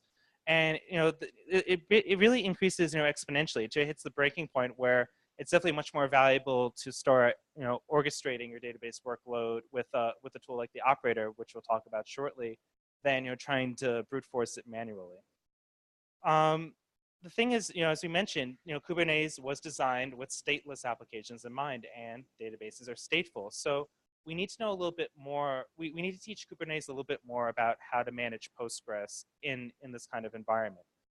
There's other things that we need to be aware of as well. For instance, Kubernetes does like to do things with scheduling. Well, we need to make sure that doesn't suddenly, bring down your database on one node and bring it up on another, because that might not make sense for your high availability requirements and or your uptime requirements. Why are you randomly taking down my primary? I mean, no, that's bad. Also, we need to make sure the data continues to exist, even the container does not. But that is most of the database use cases. You might have some times, if you want to do, let's say, for instance, testing. You want to bring up, Postgres container to do testing and then bring it down when you're done. Sure, maybe you don't want to persist your data then, or maybe you do because you need to evaluate it based on the results of the test. So that all said, we need to have some more operational knowledge of how to manage Postgres in containers. So behold the operator pattern. Who's familiar with the operator pattern in Kubernetes? Okay, so the operator was a framework initially developed by CoreOS, which was acquired by Red Hat earlier in the year. And the idea behind it was that it could help capture the nuances of managing complex applications, particularly things that maintain state. So I believe etcd has a fairly robust operator. And I will say that, we have a fairly robust operator for Postgres. But the idea is that there's certain things that are specific to managing, these particular applications that you need to write in, you need to encapsulate this business logic, particularly, complex type operations. For instance, creating a database. Okay, I mean, with Postgres, it's a fairly easy command. Create DB, blah, blah, blah. But, there might be other things you need to set up as well. User access control, restrictions to what the users can access. Maybe you need to bootstrap data. Maybe, and suddenly, the requirements, become more and more. And also, you have a highly available environment. So you got to create some replicas. You want to be able to scale it up. Suddenly, you know that you have, a lot more traffic coming in because it's Mother's Day and everyone is about to be flooding your site to, do whatever it is, send cards. So you then need to, you want to be able to scale up those replicas and, add the traffic to them. You might need to fail over, things happen, the node goes down. You want to make sure that, you've limited your downtime.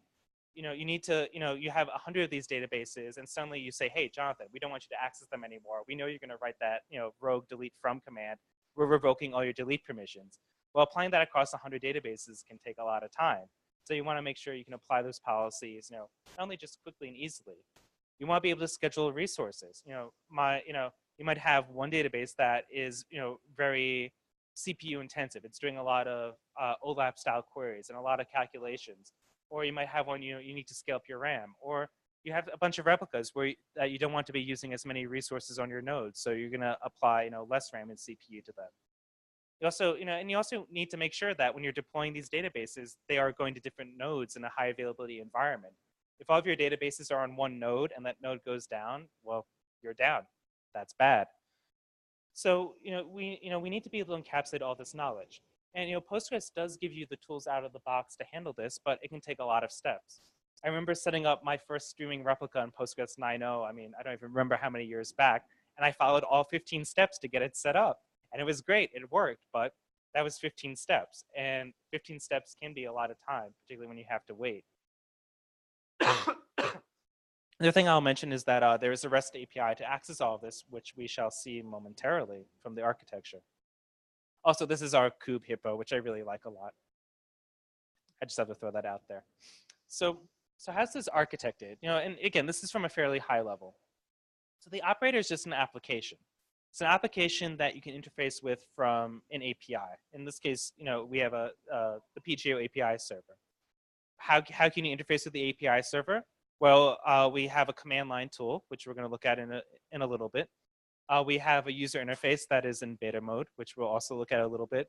We've also developed an open service broker, so to basically help bridge the gap between people using non-Kubernetes technologies and Kubernetes as well. So there's many different ways to get at it. We chose our team, particularly Jeff McCormick, who's our head of container architecture, chose to use deployments as opposed to stateful sets. And the main reason comes down to flexibility. We're going to see that we can choose different storage classes within a single Postgres cluster, which is very important, particularly if you want your production classes to use the fastest and your replicas to use slower, cheaper disks. Also flexibility in an operating environment. You can choose, it takes advantage of the node affinity feature to say, well, I really, really, really want this database to go to this node because we spent all this money on this on-premise solution, and I really, really want this database to go to some of our public cloud nodes. Varying the CPU and RAM configurations as well, and also flexibility in database version runtimes. I can have, and of course you need to be, you always want to, whatever Postgres cluster you have, to all be running the same version, but you can at least pick and choose and say, well, outside of this, in this set I want to be running 10.5. This set I want to be running 9.6. I think we're up to 10 on that one because it's a legacy application. I haven't upgraded it yet. So basically the TLDR is there's choice. So why use an operator? Well, first, the automation. If you've ever tried to do failover with Postgres, yeah, it could take a few steps. I know they're necessary steps to follow, but you need to make sure you remember the pattern in your head. The same thing with setting up a replica. So if we're able to reduce a lot of this hard work into a one-line command, yeah, that's great. Also, standardization. Each database is special, but you can at least have a standardized workflow for how to interact with them. Ease of use. We'll see that the CLI is very simple. There's a lot of options to it, but it's pretty easy to remember the commands. We are building our user interface. The other thing I'll add is we take advantage of Kubernetes labels to help group things together. So as well as namespaces. So you can say you can label a few sets of clusters as Jonathan's application, or a few sets of clusters as Jeff's application, or whoever it may be, and be able to apply rules that way. And that's one way. We have some of our customers managing hundreds upon hundreds of these nodes. You can also apply that reasoning to scale.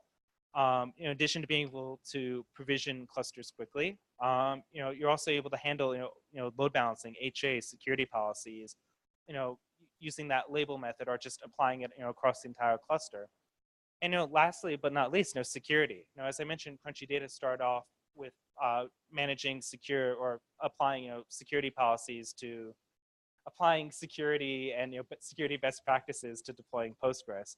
And it's nice that already with containers we are in the sandbox environment. So we have a database isolated in a sandbox environment. We can take advantage of RBAC and being able to mask grant or revoke security policies to ensure that our data is safe. So let's try to do a demo. Let's see if this works. It did a few minutes ago, but we shall see. All right, so I'm in a command line. So what I did is on GKE, I set up the operator. And I'm currently port forwarding to that so I can run commands. So let's see, I'm running version 3.1. We actually have a 3.2 coming out shortly. Excuse me. So I first say, if you can everyone read, by the way? I'm sorry? Yes.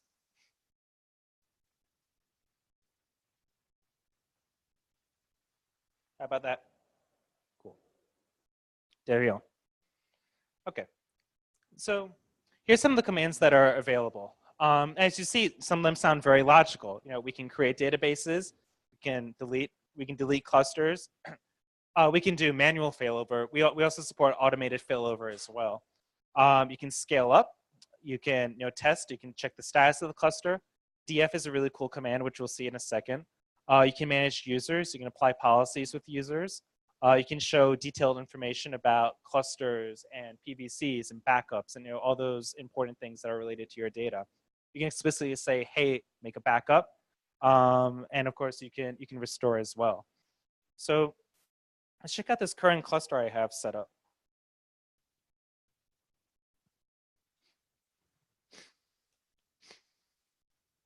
All right. So I've been playing around with this for a few weeks. So I've built out a few different clusters. And what you see is that you can see the specific node labels are applied to the cluster, which again is very important if you want to start labeling your clusters and grouping them together. You also see how the clusters were initially created. You see the PVCs that are claimed. So basically the PVC says, hey, I've allocated this section of disk. Do not claim this disk. Like, this is my disk. You cannot have this disk. That's very important, so you don't have other people overwriting the data on the disk. as well as taking over space that doesn't belong to them. You can see which pods are specifically running, which deployments are, which deployments they're part of, what services, replicas, et cetera, et cetera, et cetera. If we look at the create command,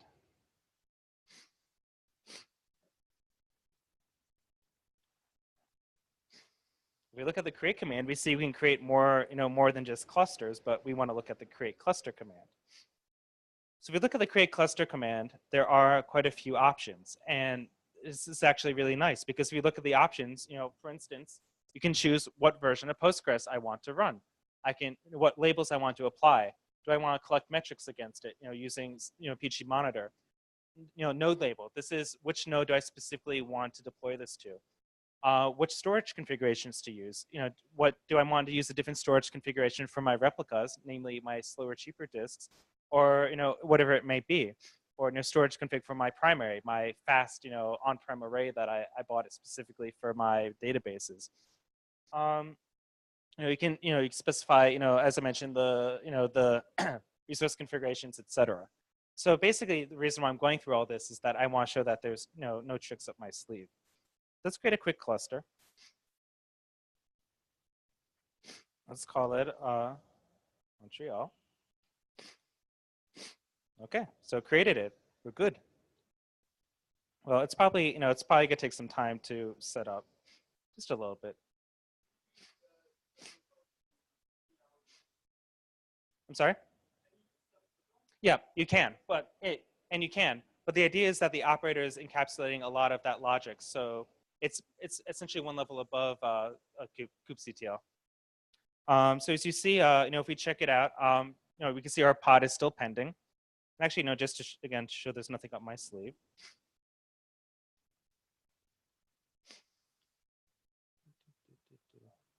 Yeah. So voila, you can see all the pods that are running. So I know this, this should feel very familiar if you're familiar with all the fun Kubernetes commands. Let's see if it's actually up and running now. Yeah, yay, it's running. Cool. So let's make this a little bit more visual, and also because I'm monitoring the clock. This user interface. Look, I did a refresh, and look, Montreal. It's there. It's some basic information now. What IP address within the cluster is it? If I want to access the database from my computer, I'd have to do a port forward.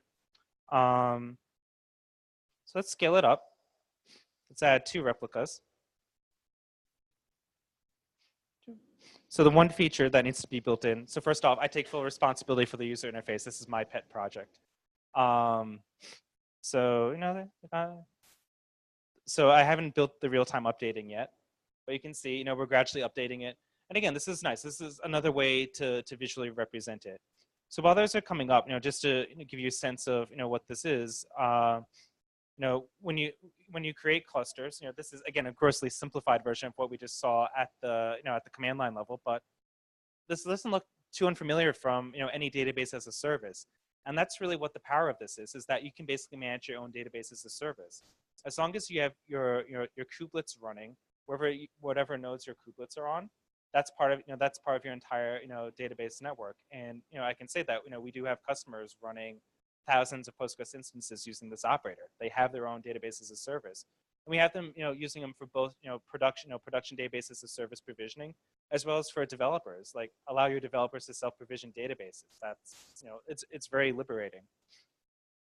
So at this point, this should probably be up. Cool.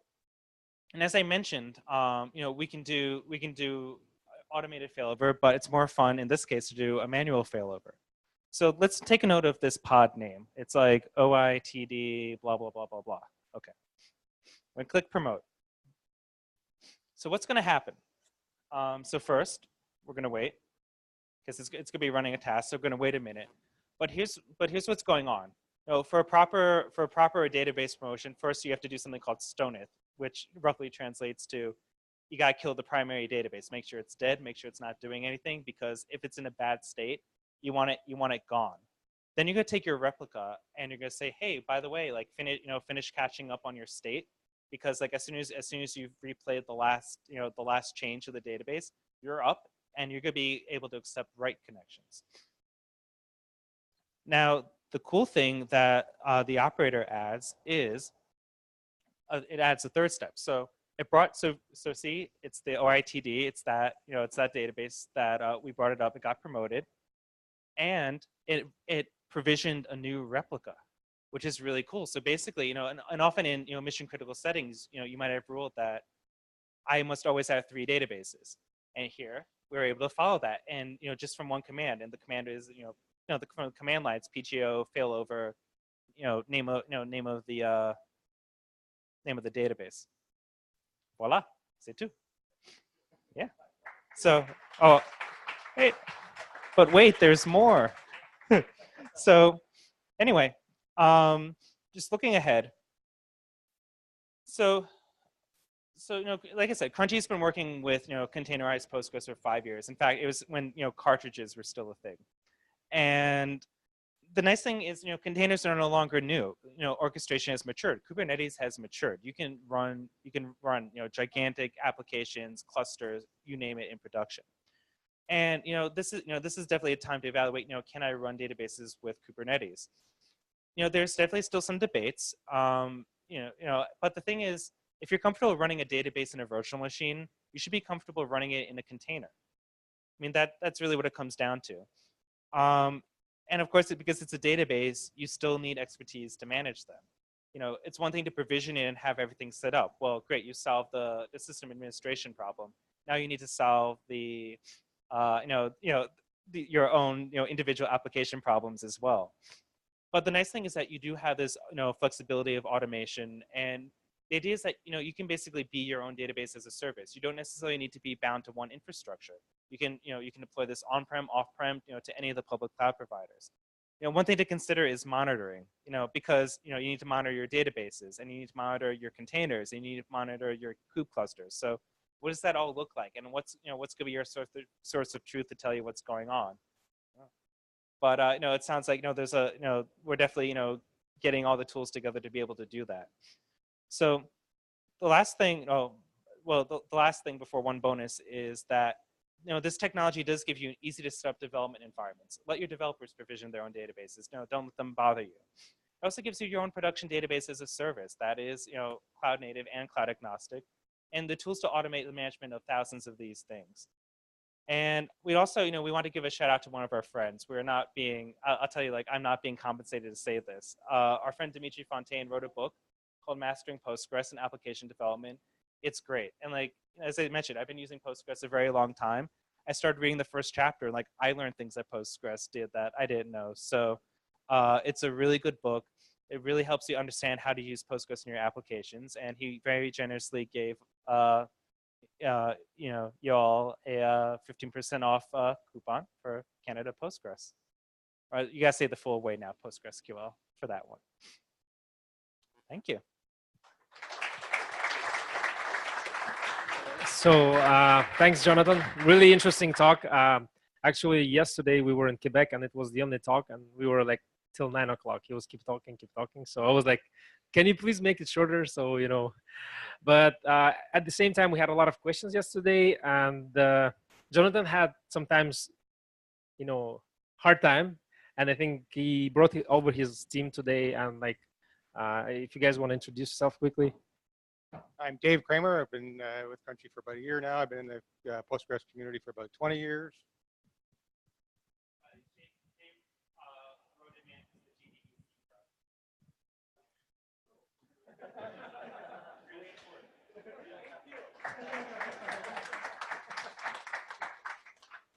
Hi, Patrick McLaughlin. I'm here locally in Montreal. I've been with Crunchy just for a short period of time, so I'm getting to know the team, getting to know the products, and I'll be one of the people here in Montreal to be able to support you and to give you access to the team. Hi, my name is Simon Yelly. I joined Crunchy 3 weeks ago, so I'm kind of new to the team, but I'll be here locally, based in Montreal, to help you answer your question and everything. Nice. So it seems like they have local presence. Good news. So I'll be taking questions. Anybody has? Tons of questions. How does it work with database with a few terabytes? Easy question.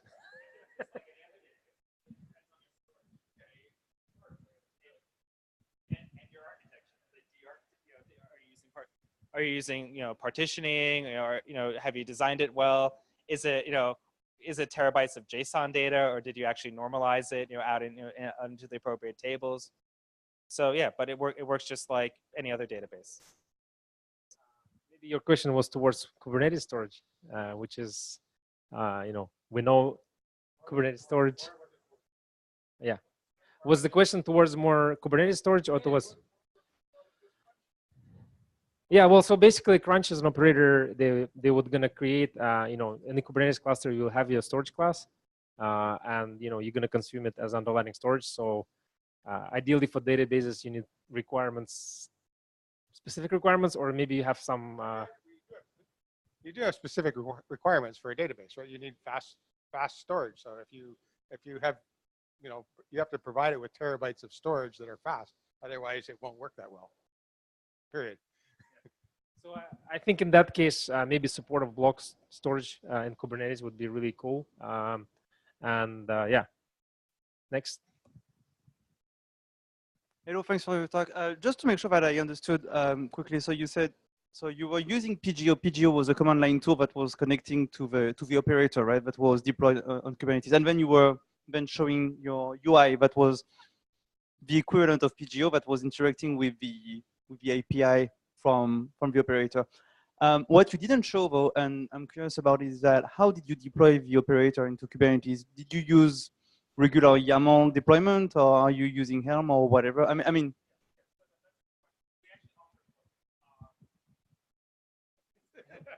Yeah, so that's a good question. So we actually offer both. So if what we made very obvious in our examples is we have a quick start script where you run a shell script and it does the traditional YAML style deployment for Kubernetes. We do have a Helm chart for the operator as well, which is not as well documented. So we do offer both. I actually tried it once, and definitely you guys need more Kubernetes guys. So if you guys interested to join. If you know Kubernetes, I think it's always great to have they have a great database team, right? But like obviously the Kubernetes knowledge is something we know much more, I think, as a Kubernetes user. So if anybody interested to work with that, that'll be probably an interesting place. Like hiring and everything. I should mention we're hiring in everything. So happy to talk.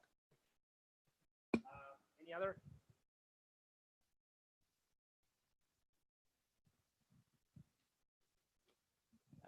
Can we safely run a database on top of an NFS storage server, such as NetApp, or I don't know, something else, even Ceph? Or we have a friend, Jonathan Pulsifar in Shopify, that works in Ottawa, responsible for security.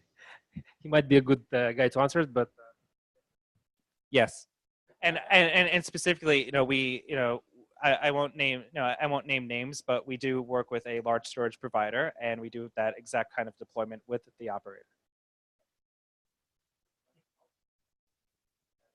Yeah. I think as anything, like I think this is going to be generic, more the question towards Kubernetes itself.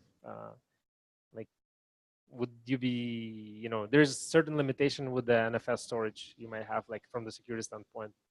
And performance. Yes, exactly. That's another thing. And then that's what I was saying. I think block storage support for Kubernetes is going to be really helpful in that case, because that's supposed to provide much better performance compared to the NFS systems. So since we're talking about storage, this is a pretty, well, of course, a pretty interesting topic. Is that, for example, if you were to deploy PostgreSQL on, on Amazon AWS using kops, for example, what would be your recommended storage class? For example, would you recommend people to use local disk or EBS? Or, I mean, do you support everything, or do you give recommendation to your customers when they start deploying in AKS, EKS, and I mean, any of the major cloud providers? Do you have affinity with specific kind of storage? Okay, yeah, it's getting hit up now, huh? All right. So I think I'll do part of this. Dave will probably want to chime in. So, the answer is it does depend on your application, and this is like both the beauty and the curse of being a DBA, because ideally you want the fastest classes possible because you're going to always be bound by your I/O.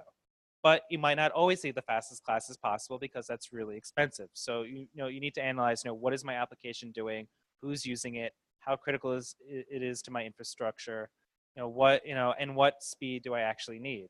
And it becomes I hate to say this, it becomes as much of a business question as it becomes a technical question. Do you think to add to that? We can also, yeah, Postgres still has partitioning in it, so you can kind of mix and match too. If you have a workload that is very transaction and speed dependent, you can put it on a very high speed disk that's going to cost you a lot of money. But if you want to push some of your older data off to a cheaper, you can even, I don't know whether you can do S3, but you can certainly do a cheaper storage class with partitioning. And I think you could probably even do S3 with file FDWs. You can. Yeah. Yeah, introduction. Yeah. I've used S3 successfully for handling my point-in-time recovery. Basically archiving all my wall logs there. I mean that's I found to be very good, but that's a separate topic almost. All right. No more? Any more? So we have the same guys like asking questions. I wish I have swag for you guys today. What do you think about alternative solutions and new PostgreSQL implementations such as CockroachDB? Competitors. So what's great about the Postgres license is that it's one of the most flexible ones out there. I mean, it's its own license, but it's really derivative from the BSD license. So it's great to see people, creating their own projects and doing other things with it. And I'm glad people are contributing to open source. I mean, from my personal opinion, I'm a very big fan of Postgres. It's been able to throughout my career solve all the problems I've needed, and I hope for it to continue to do so. And just from my perspective from the Postgres community, 5 years ago I would still go to meetups, even Postgres meetups, and people would be unfamiliar with Postgres, and I would not see like a handful of rooms of an associated technology meetup like saying, oh yeah, we use Postgres, we deploy it to production. So it's definitely we're beginning to see this more rapid adoption of Postgres, and it's great. And again, of course, I'm always a fan of people who like try to start new projects and see what they can do with them, because we as the Postgres community can learn more from that as well. So that's basically me dancing around the question. But and by the way, CockroachDB is based in New York. Now I've met a bunch of them before as well, and more power to them. We have whole team here, so please ask the questions. I want to go to the next. You have a quick one? Okay, because I want to make sure we get the time for Traefik. I don't think you talked about it, but how do you deal with the replication topologies, like complex topologies, and how do you switch from one replica to another? And yeah. Do you want to? So, yeah. So Postgres itself supports cascading replication. So you can have replicas replicating to replicas replicating to replicas. Yeah, so like the operator does not do that as of yet. It's just one hierarchy below, just all another replica level. But in my humble opinion, how many things do you need cascading replication for? So I think what the more typical setup, let's call it the mission critical setup, is that you'll see you have a primary, and it's using synchronous replication to maybe a quorum type commit where it has 3 synchronous replicas, and it says, as long as the days are into 2 of them, like I'm good. Like now I know that it's been done. And then maybe an asynchronous replica in completely across the the country or wherever it may be. And that allows people to say like, all right, well I feel my data is safe. And also like when you get into like a cascading topology, you have to think about all the data being transferred. What's that going to cost to your bandwidth? Like do I really need to be fanning all this data out? Maybe you do. Maybe based upon how the applications are interacting with it, you need that. But typically, Postgres replicas are only read-only. So when you're cascading to that level, you're essentially cascading it out to things that are just primarily doing reads at that point. Does that answer your question? Okay. Yeah, exactly. The booth is there, so you guys can go. So I want to invite our next speaker. Thank you. Thank you, guys. Crunchy Data. Please, next time, send us your swag with the hippos. We really want to have those.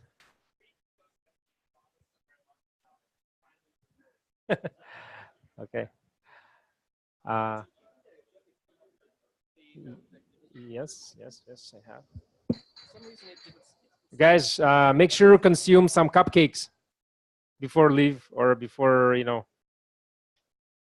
So we have the last presentation for today, and then we can go party somewhere, I hope. So.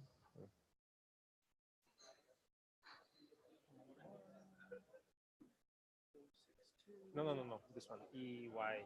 Is it just the sharing code? Yeah. MWFF. Yeah.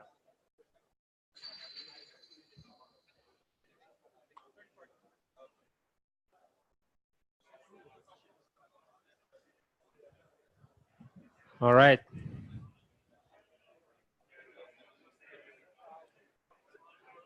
Cool.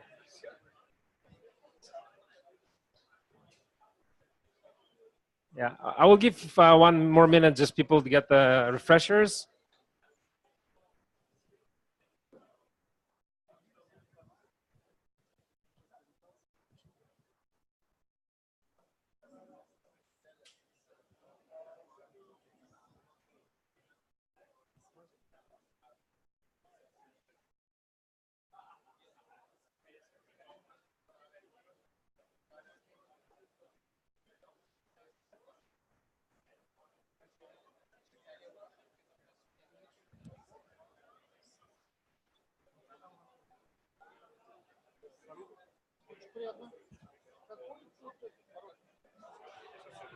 All right, so let's start. So I'm happy to have Traefik in Montreal. I was always wondering why they call Traefik, and like, for me it sounds Trafic is more like Quebec, so I thought it's like coming from France or from Quebec.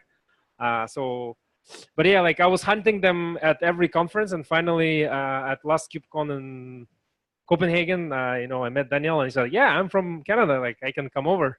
So like, yes. So here it is with us, Daniel, and hopefully you can talk more about what Traefik does, you know, in the Kubernetes world. Excellent. Thank you, everyone. Thank you for hanging on so long to hear me. It's almost the end of the night.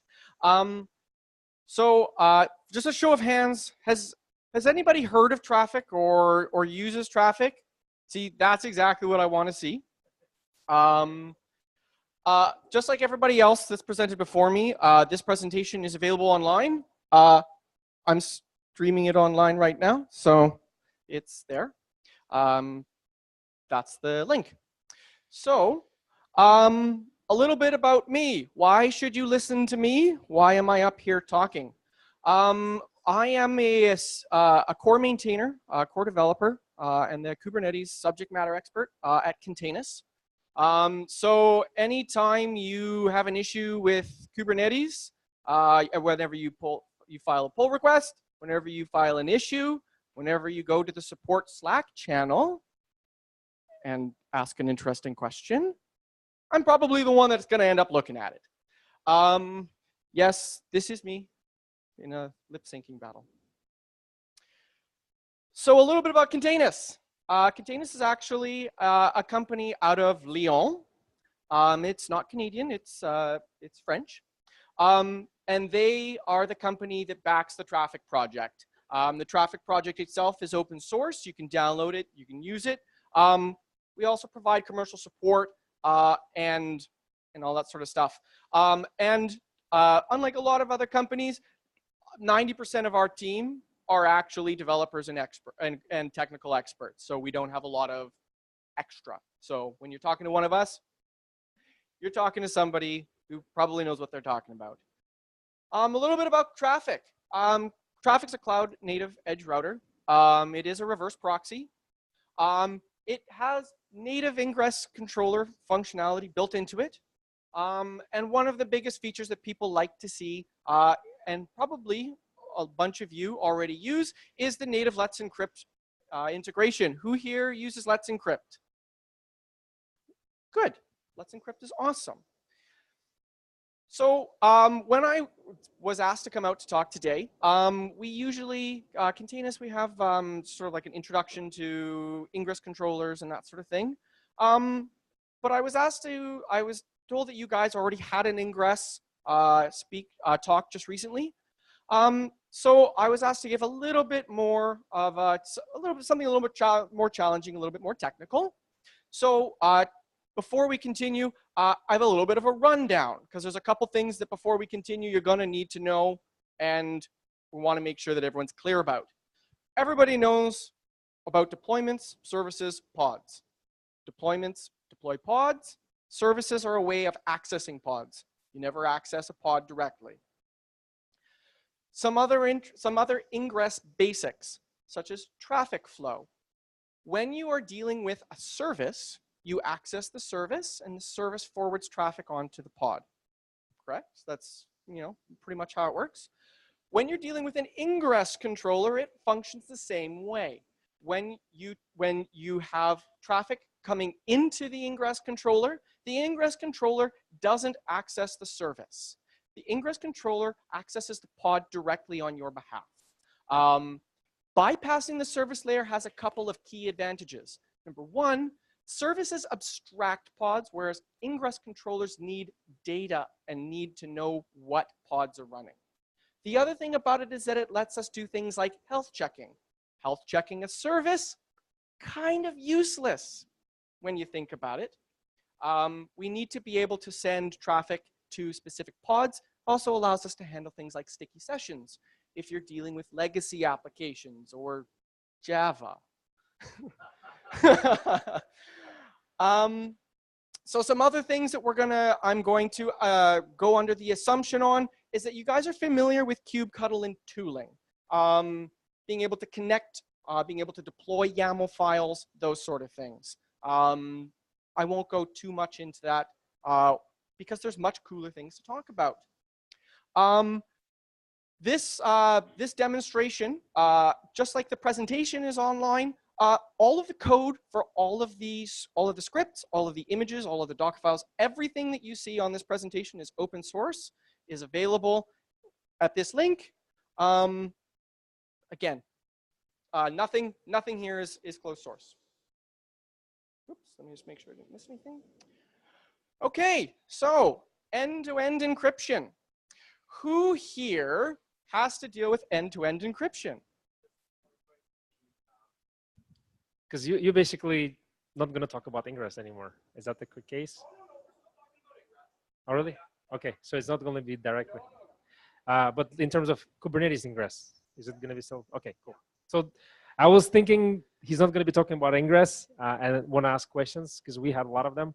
But maybe it's a good time right now for the question about Kubernetes ingress with traffic. Okay, cool. So let's keep the questions at the end. Is that okay?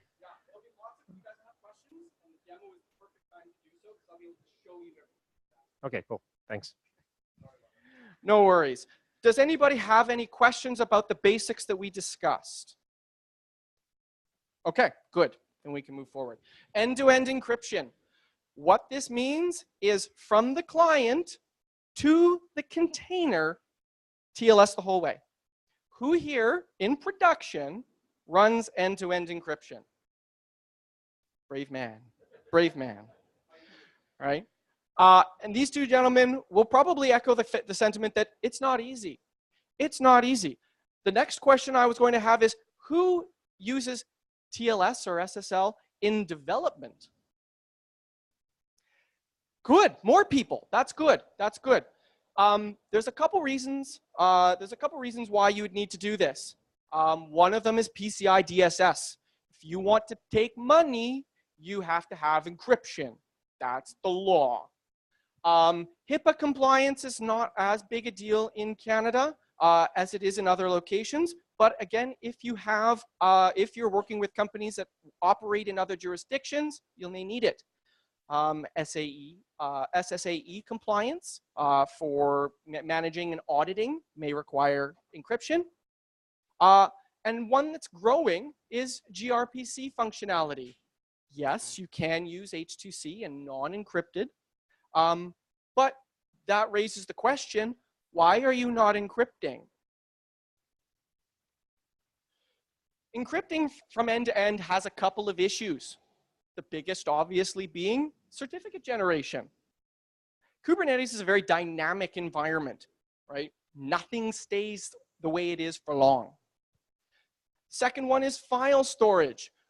Who here runs Nginx or HA proxy? Who loves their configuration files? Perfect. Configuration files and file storage in Kubernetes sucks. Anytime you have to deal with it, if it's not for just like pointing storage, it sucks. It gets even worse when you start dealing with things like certificates that need to be generated. They expire, they come, they go. It becomes a pain in the butt. And then the last issue with end-to-end TLS is DNS records. When you generate a certificate, you need to have a common name. What name do you use? What name does an ingress controller, such as Traefik, use for back-end requests? The front-end request is fairly straightforward, right? You generate a certificate for your website name, everything's great. But when you're dealing on the back end, that's where it gets a little nastier. So this is what I'm going to be demonstrating today. We're going to go from the client. The client's going to be TLS connection to Traefik, and Traefik is going to connect directly to our pods via TLS. There are going to be two major tools that we're going to use to make this happen. First one is Boulder, and the second one is Mini-CA. So there's a couple of goals that we're going to have. Number one, no TLS security disabled. If you're disabling TLS security, you're probably doing it wrong. Number two, no TLS verification disabled. If you're disabling verification, that's an extension of the security, you're probably doing it wrong. Number three, which is my favorite, there shouldn't be any configuration files. Dealing with config maps is fine if you have to, but you know what? We're not going to deal with that today. We're just going to have nothing. And then the last part is that we're going to have no manual certificate file management. What this means, outside of the trusting the root. So what this means is we're going to generate a root certificate, and that root certificate is going to generate a signing certificate, and then from there, automated. I don't want to be dealing, and I don't want to be touching anything with my hands. So this goes on to the question, what are the parts of a TLS connection? When a TLS connection request is made, the server responds with a certificate. And there are two major checks. There's a bunch of sub-checks. You go through things like OCP stapling and da-da-da. But there's two major things that we're interested in. The first one is host name validation and trust chain validation. And if you've done any work with PHP and dealing with the connection there, you've probably seen how to disable both of these and have probably done so in the past. Once these validation checks have been done, the request is sent through. Okay? Is everyone with me here? Good. Okay, so here's some technical. Hostname validation verifies the common name of the certificates and makes sure it matches the request. It's easy to ignore. However, if you ignore it, any public certificate will work. And this is important. This check is important to prevent man-in-the-middle attacks. However, this particular check has a problem with when we need to run it in Kubernetes. How do you know what the host name is of a pod to generate the certificate for the pod before the pod starts? Same with the IP. Your IP is generated by the overlay network, and you don't know that in advance.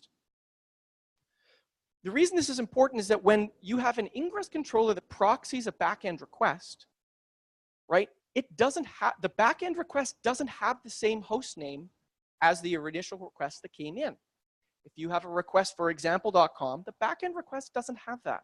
It's stuffed in a header that's packaged inside the backend request. What common name do you use for that backend request? The second big check that TLS connections and problems they run into is trust validation. This basically verifies that the certificate that is issued is signed by a trusted authority. This one, also very easy to ignore. This is what's known as the infamous self-signed certificate. Who here has generated self-signed certificates? Probably everyone, right? However, if you ignore the trust validation component of this, any matching request name will work. I could make a request, I could make a certificate for anything. That's what we're doing. When you generate these certs, you man in the middle yourself effectively. So this validation in production is very important. Similarly to the hostname validation, trust validation has some problems in Kubernetes as well, particularly in the fact that the certificate authority, so the root certificates, are hard to manage, shouldn't be distributed. They should be, your intermediate certificates should be rotated. I probably recommend every couple of years. And let's face it, generating and signing certificates is error prone and finicky. Who here has run into problems where they've generated a certificate and they've put the wrong date, or they put the wrong name, or they forgot a name, or it's something that everybody has done. It happens a lot. So what's the solution? It's not to send a human to do a machine's job. The solution is to handle everything programmatically. You should dynamically generate what you need when you need it.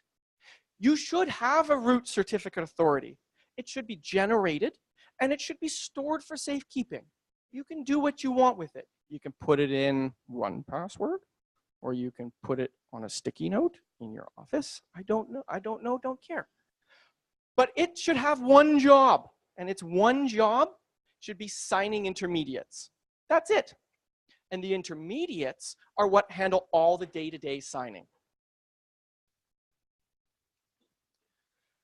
So now that we've got the little bit of technical out of the way, how are we going to achieve end-to-end encryption in our demo? So there's two parts. The front end, the client-facing end, needs to have TLS. And since pretty much everyone is familiar with Let's Encrypt, this part will be very clear. So we're going to use Boulder, and the back end, which is basically from the ingress controller to the pod, we also need to have that TLS encrypted, and we're going to use a tool called mini-CA. So I have a demo script written. It's just a little bash shell, and what this particular script does is it generates a root certificate for us. It generates a couple of extra things as well. In particular, it generates intermediates, and it generates a browser bundle. Because as you recall, if we're using a custom certificate for signing, we need to trust it. If we can't trust it, browser has no way of knowing what's going on. The other thing that this particular bash script does is it bakes the intermediates into images. Now, your intermediate certificates should be rotated probably every 3 years or so. So having them baked into images is not the end of the world, because you're basically going to distribute it. You distribute the intermediate certificate anyways. So the first question you're probably going to ask is, what is Boulder, and why are we going to use it? Boulder is the product that is used by Let's Encrypt. Let's Encrypt is the commercial service that uses Boulder. Boulder, obviously, generates certificates dynamically. Some benefits: it runs in Docker. Woo! So we can use it. It complies with the Acme spec, which is good. The other thing that's cool about using it is that we can leverage Traefik's built-in Let's Encrypt and Acme client. So when we do the demo today, we're going to use a custom Boulder image. This Boulder image, do not use this in production. I cannot repeat this enough.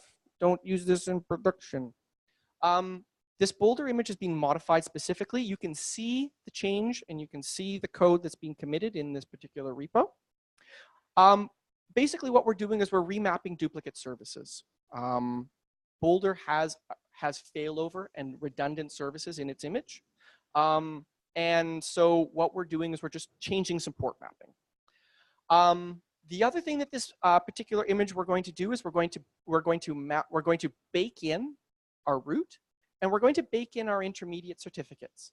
And what this lets us do is this lets us run our own custom Let's Encrypt style server that then can generate and sign valid certificates that will be trusted by our browser.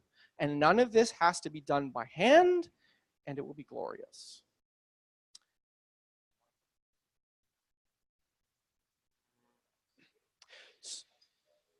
That's a very good question.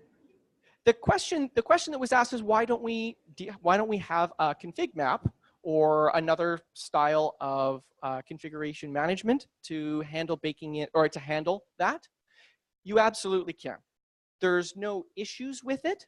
The reason that I chose not to do it is that there's no, like, the problem with having certificates mounted in afterwards when you're using them with a trust chain becomes an issue with auditing.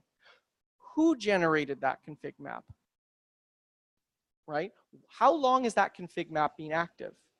You know, there are some life cycle issues that you know may be you may run into, but again, that's a question as to your organization. If you were running this, you would never run this in production, so Let's Encrypt would handle it. So it's just a question for you. Do you feel comfortable having your development certificate baked in? Probably. The other thing to remember is that this particular trust chain only works if your browser validates it. So unless you distribute, again, if somebody gets a hold of your generated CA, congratulations, they might be able to connect to your dev machine if they trust your certificate. It's pretty low risk. Not saying there's no risk, but it's for development, it should be fine. So that's Boulder. Mini-CA is the other tool we're going to use in a demo today. And so Mini-CA also dynamically generates certificates. Interestingly enough, it's written by one of the key members of the Let's Encrypt team. So again, dynamic certificate generation.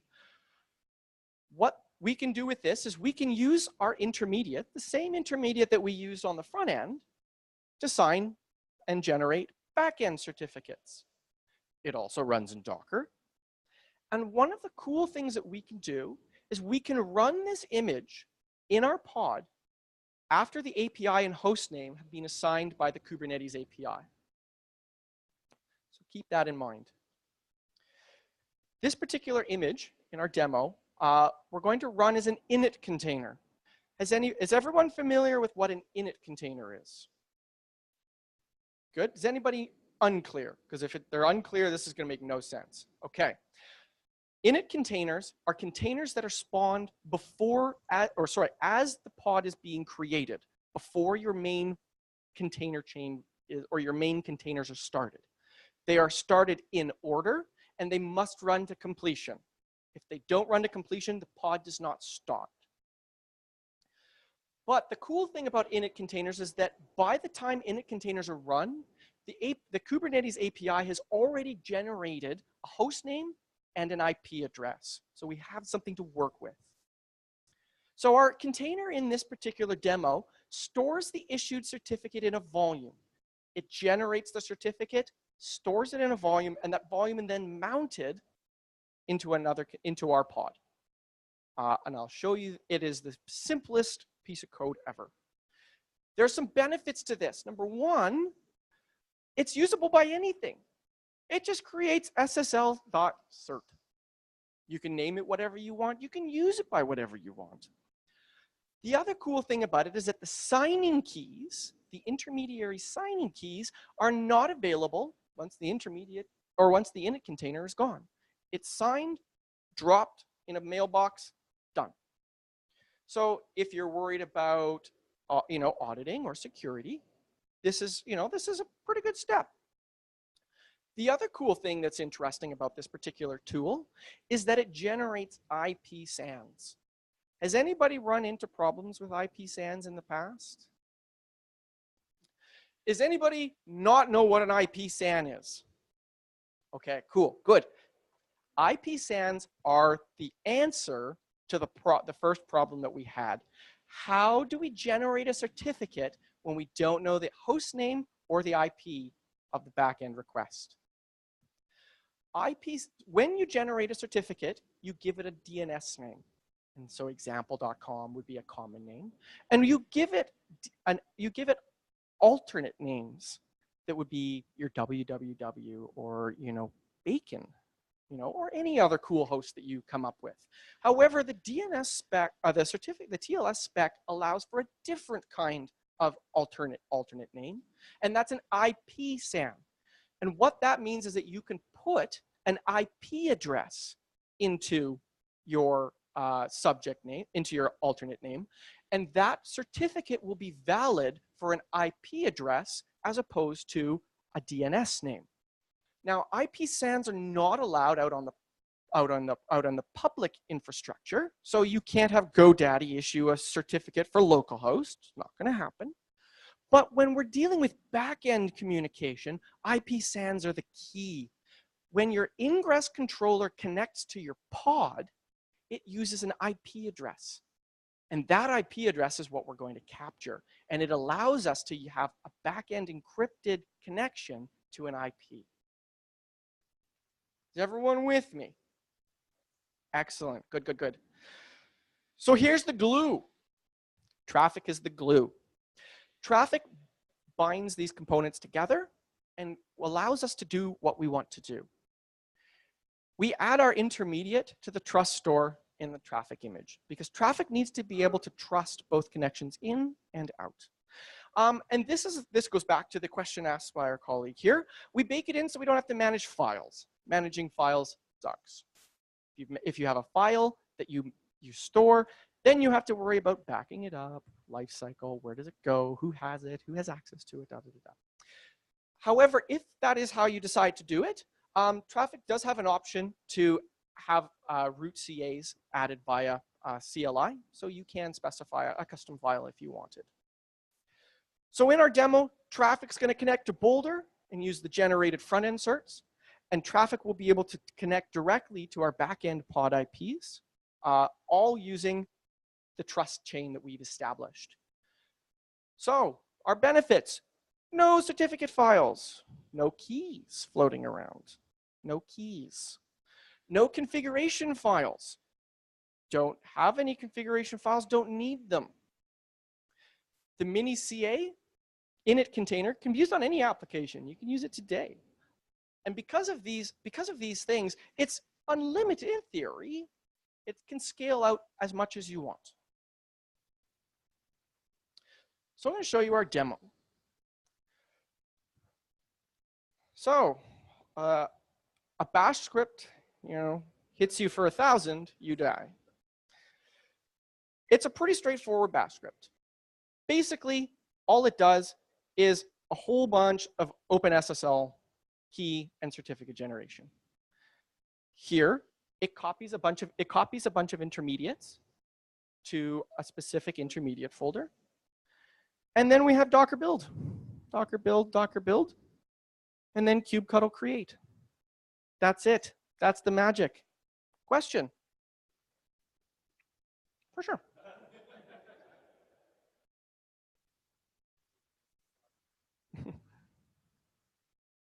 Let's see if I can figure this out. Ah, hey. No. We don't have that capability.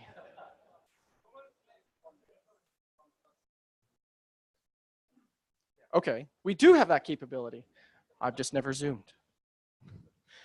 So here we go. And again, as part of generating a root CA, there's a couple extra steps that you have to do. You have to have a CRL number. You have to have a serial number. You need to keep track of blah, blah, blah, blah. Nobody really cares. Nobody wants to handle it. So we're just not going to. We're going to let this little bash script do it. Now, I guarantee you, almost every single one of you is going to want to try this on your laptop at home. So give it a go. It's fine. I've got a nice little README. It's going to show us how we're going to do this. There's a couple things to note for the demo. All the keys are encrypted. They're all encrypted. Meetup 2018 is what the passphrase is. I didn't generate the root CA and the signing steps myself. I based them off of an already published tutorial. I'm not taking credit for it. I'm not the brainchild. The last piece of information, there's a Boulder image in that I have pushed. It's about 1.5 gigs. Build it yourself. Don't pull mine. Just build it yourself. And there we go. So that's basically it. So we're going to start off here with a nice clean Kubernetes cluster. It's running Kubernetes for Mac. So this is nice and clean. So from here, give me a second.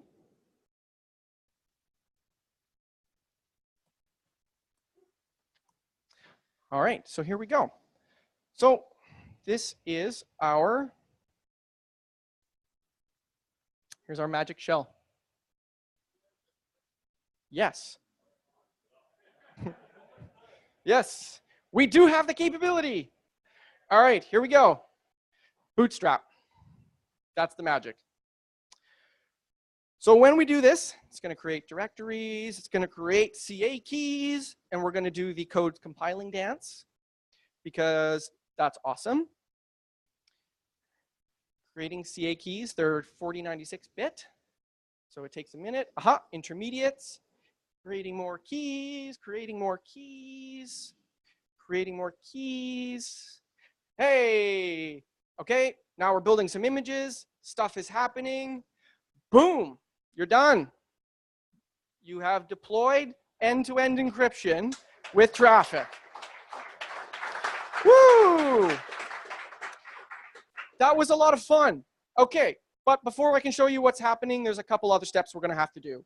The first one that we need to do is, I'll make it big, give me a second.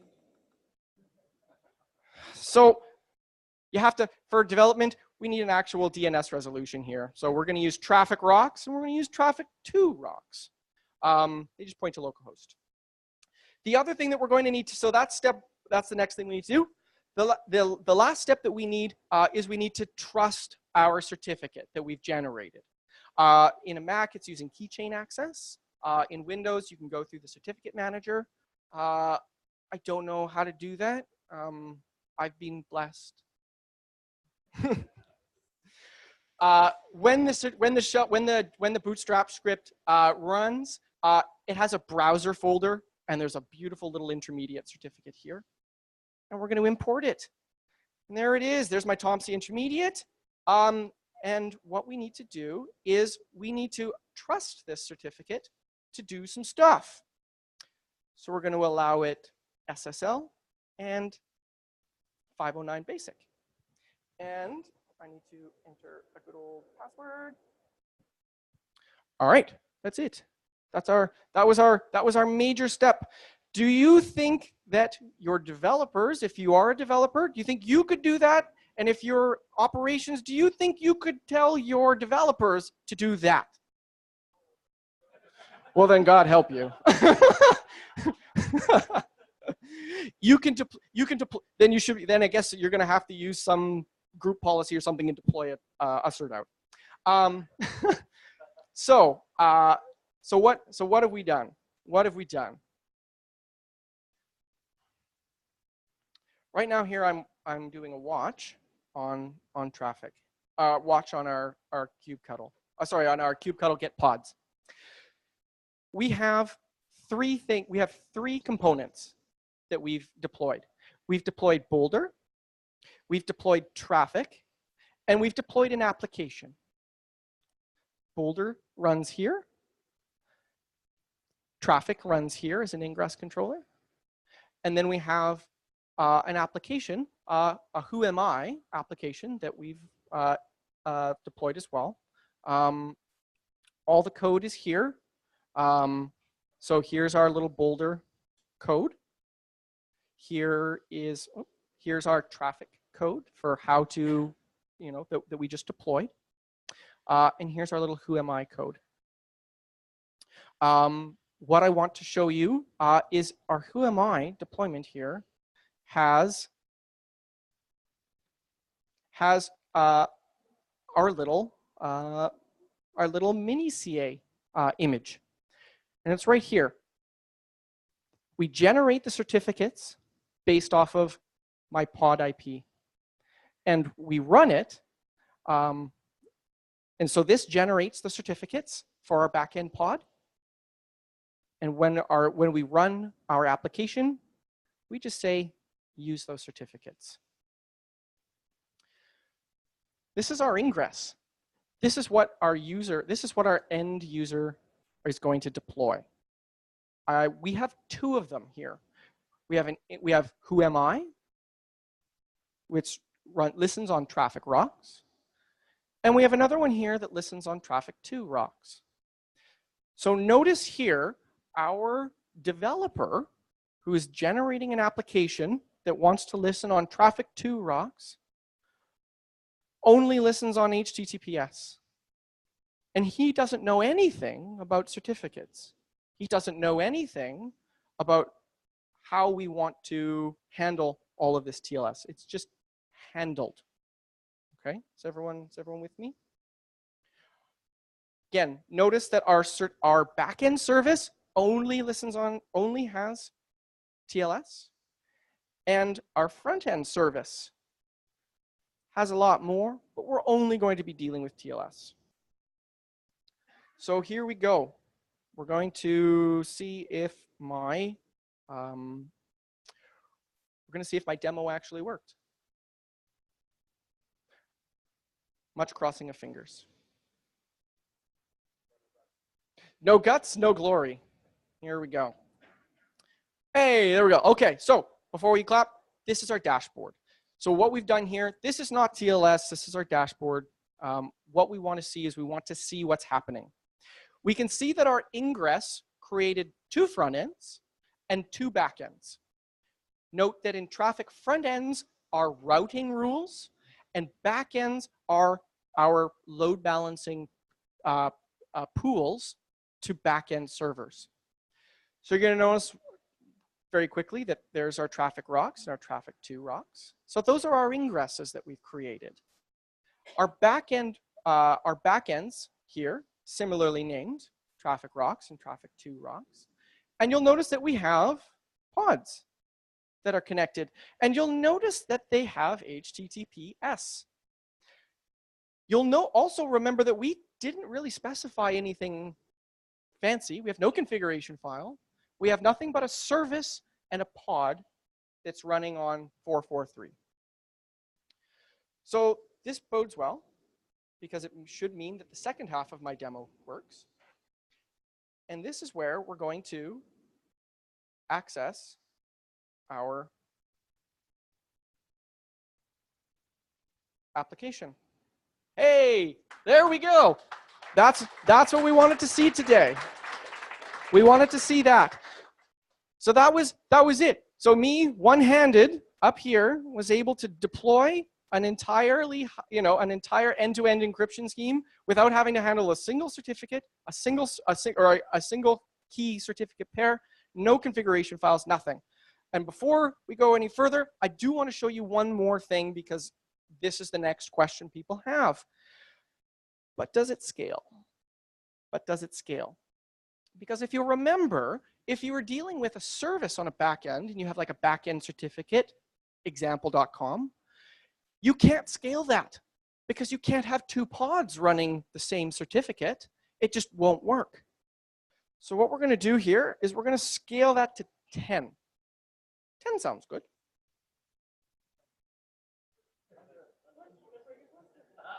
Oh, I won't bring down the cluster. It's a small thing. It just takes time because it's got to generate all the certificates.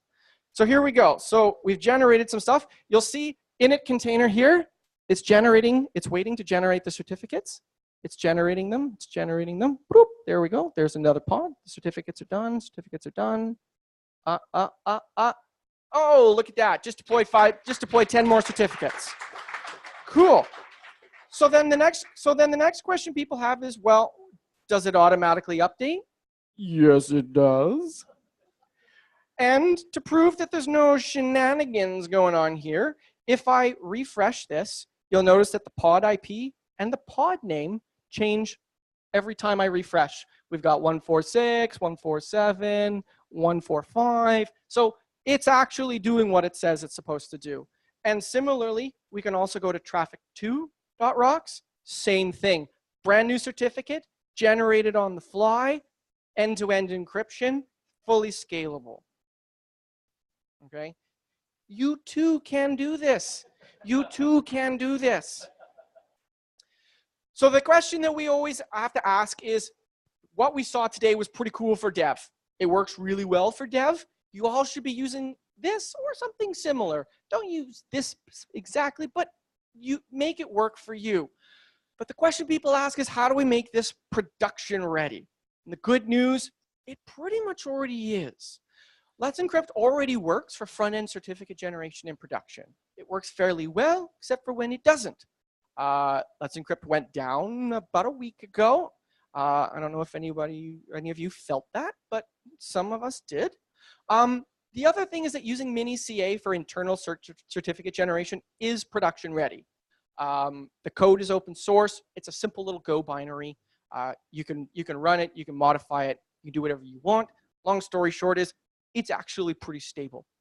And using a custom trust chain is completely production acceptable, assuming you follow some very basic security requirements. Protect your roots, store your roots safely. Don't issue your intermediates for your lifetime. You don't want those. You want to be able to revoke those without having to rebuild your cluster. And then the last thing that you should probably do is, you'll notice that mini CA gives you an option to generate certs for however long you want. Probably 90 days is probably what you should be looking for. If your application runs for longer than 90 days and it's never been updated or the pod has never restarted, you probably need to deploy often. You should probably deploy those pods more often. Or you can go for a longer time. The problem is, of course, whenever you're dealing with trust, shorter time for validation means that the risk of interception goes down. And that's my presentation. So thank you. So. Wow, Daniel, I think it was pretty cool demo. Actually, you were on time as well, so I don't have to beat you up. So I guess we have very limited time for questions, but I'm sure there are questions, right? Is that okay if we can? Yeah. Yes. What happens if you want to use it with service meshes like Envoy? Does it work? Does it screw up completely?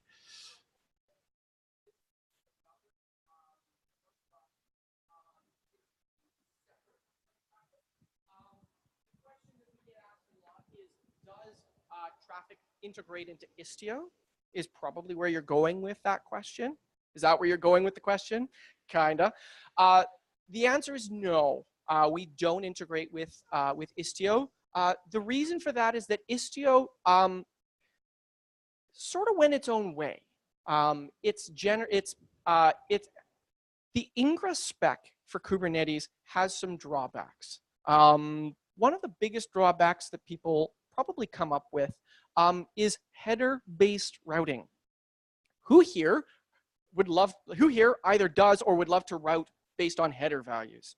You set a header to be, X app is green and it goes to one app, or X app is staging and it goes to another app. It seems very straightforward, but the ingress spec doesn't allow for that. And that was one of the things that Istio wanted to solve, was to bypass, or basically to ditch the ingress spec and come up with a new style of configuration and routing rules.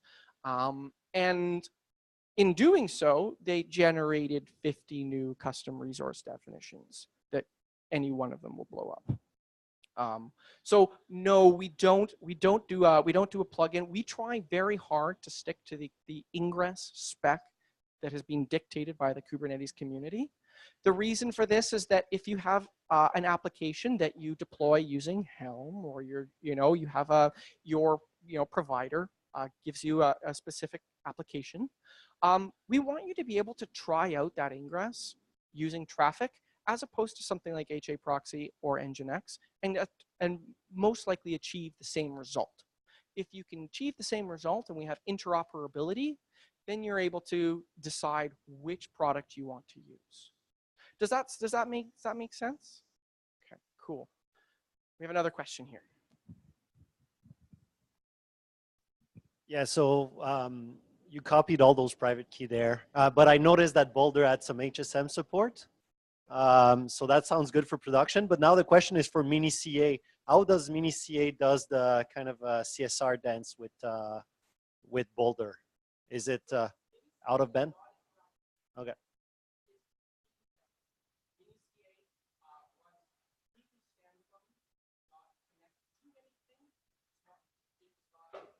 Does it need to have his private key for the intermediate certificate?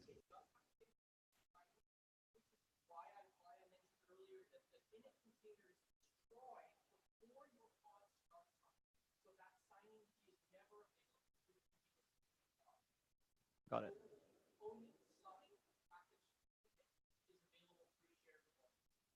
And one follow-up question. With HA proxy ingress, I remember you had to taint some nodes because it was running like on 443 on some nodes, and I didn't like that. So does Traefik has any of these, or it's more similar to Nginx? There's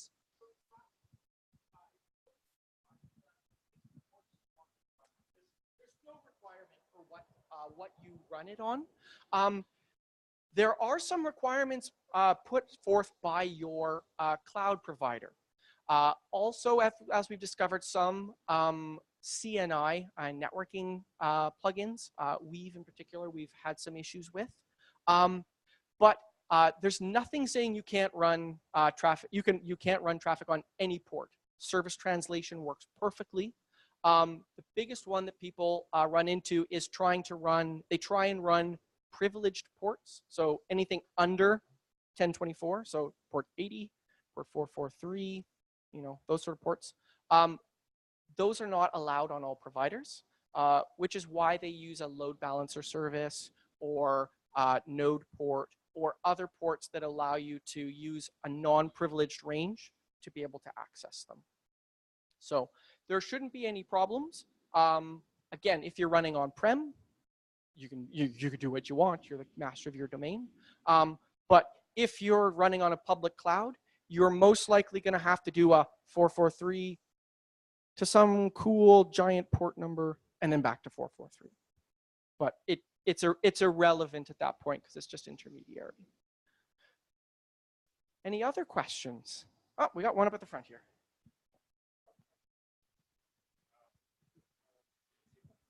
Just as a security concern, having the private key embedded inside the image, isn't it too easy to pull the image and extract the image, the file from it? So how do you secure this? So there's two parts to that. The first question is, so the question is, if we've baked in certificates and signing keys into an image, how do we just prevent someone from just basically running, pulling that image, running it, and copying the keys out? And the answer to that is you rotate them, because mini-CA only has your intermediate, which you can rotate whenever you want. There's no, right? You can rotate it every day. Just generate new certificates every day. So they'd only have 1 day to do so. Number two, the mini-CA image, to give you an idea, I think it's 5 megabytes. Like, it's a small little image. You can run that on you should run that on a private registry. You can run a private registry container that just has your mini-CA signing image, so it's only available to you locally. That should suffice.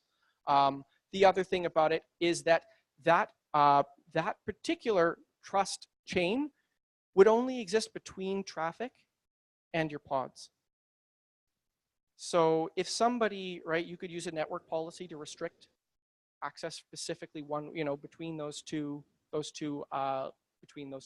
objects, and you'd have, if somebody is intercepting your intermediates within a very short time period, but to man in the middle your back-end connections at a very, within the lifespan of your pod,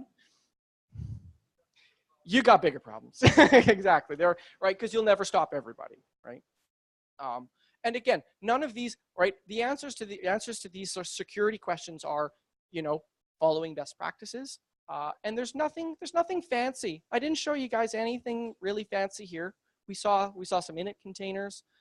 We saw, Boulder, which is basically running Let's Encrypt here locally, just so that we don't have to deal with DNS and all that jazz.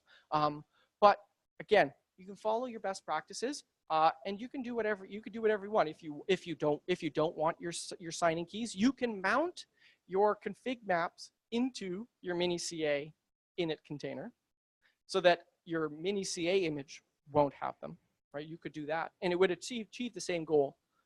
But then again, if somebody is able to access that, they could probably access the config map. So it's kind of a catch-22.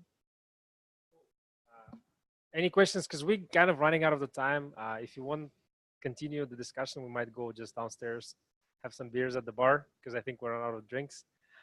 We have to be nice, because otherwise they're never going to invite us here back. Yeah, so I actually have maybe couple small questions. We had a few questions in the Slack channel. One of the guys having dates, so he cannot come. He's apologizing, but he having problem to configure error pages with the S3. Okay, and let's say we in the community in Kubernetes, if you want to deploy front end with the TLS keys automatically, you can create a secret with the config map secret and then deploy with ingress.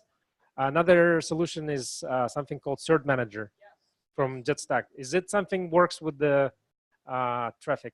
Absolutely. That's a question that we've had asked a lot.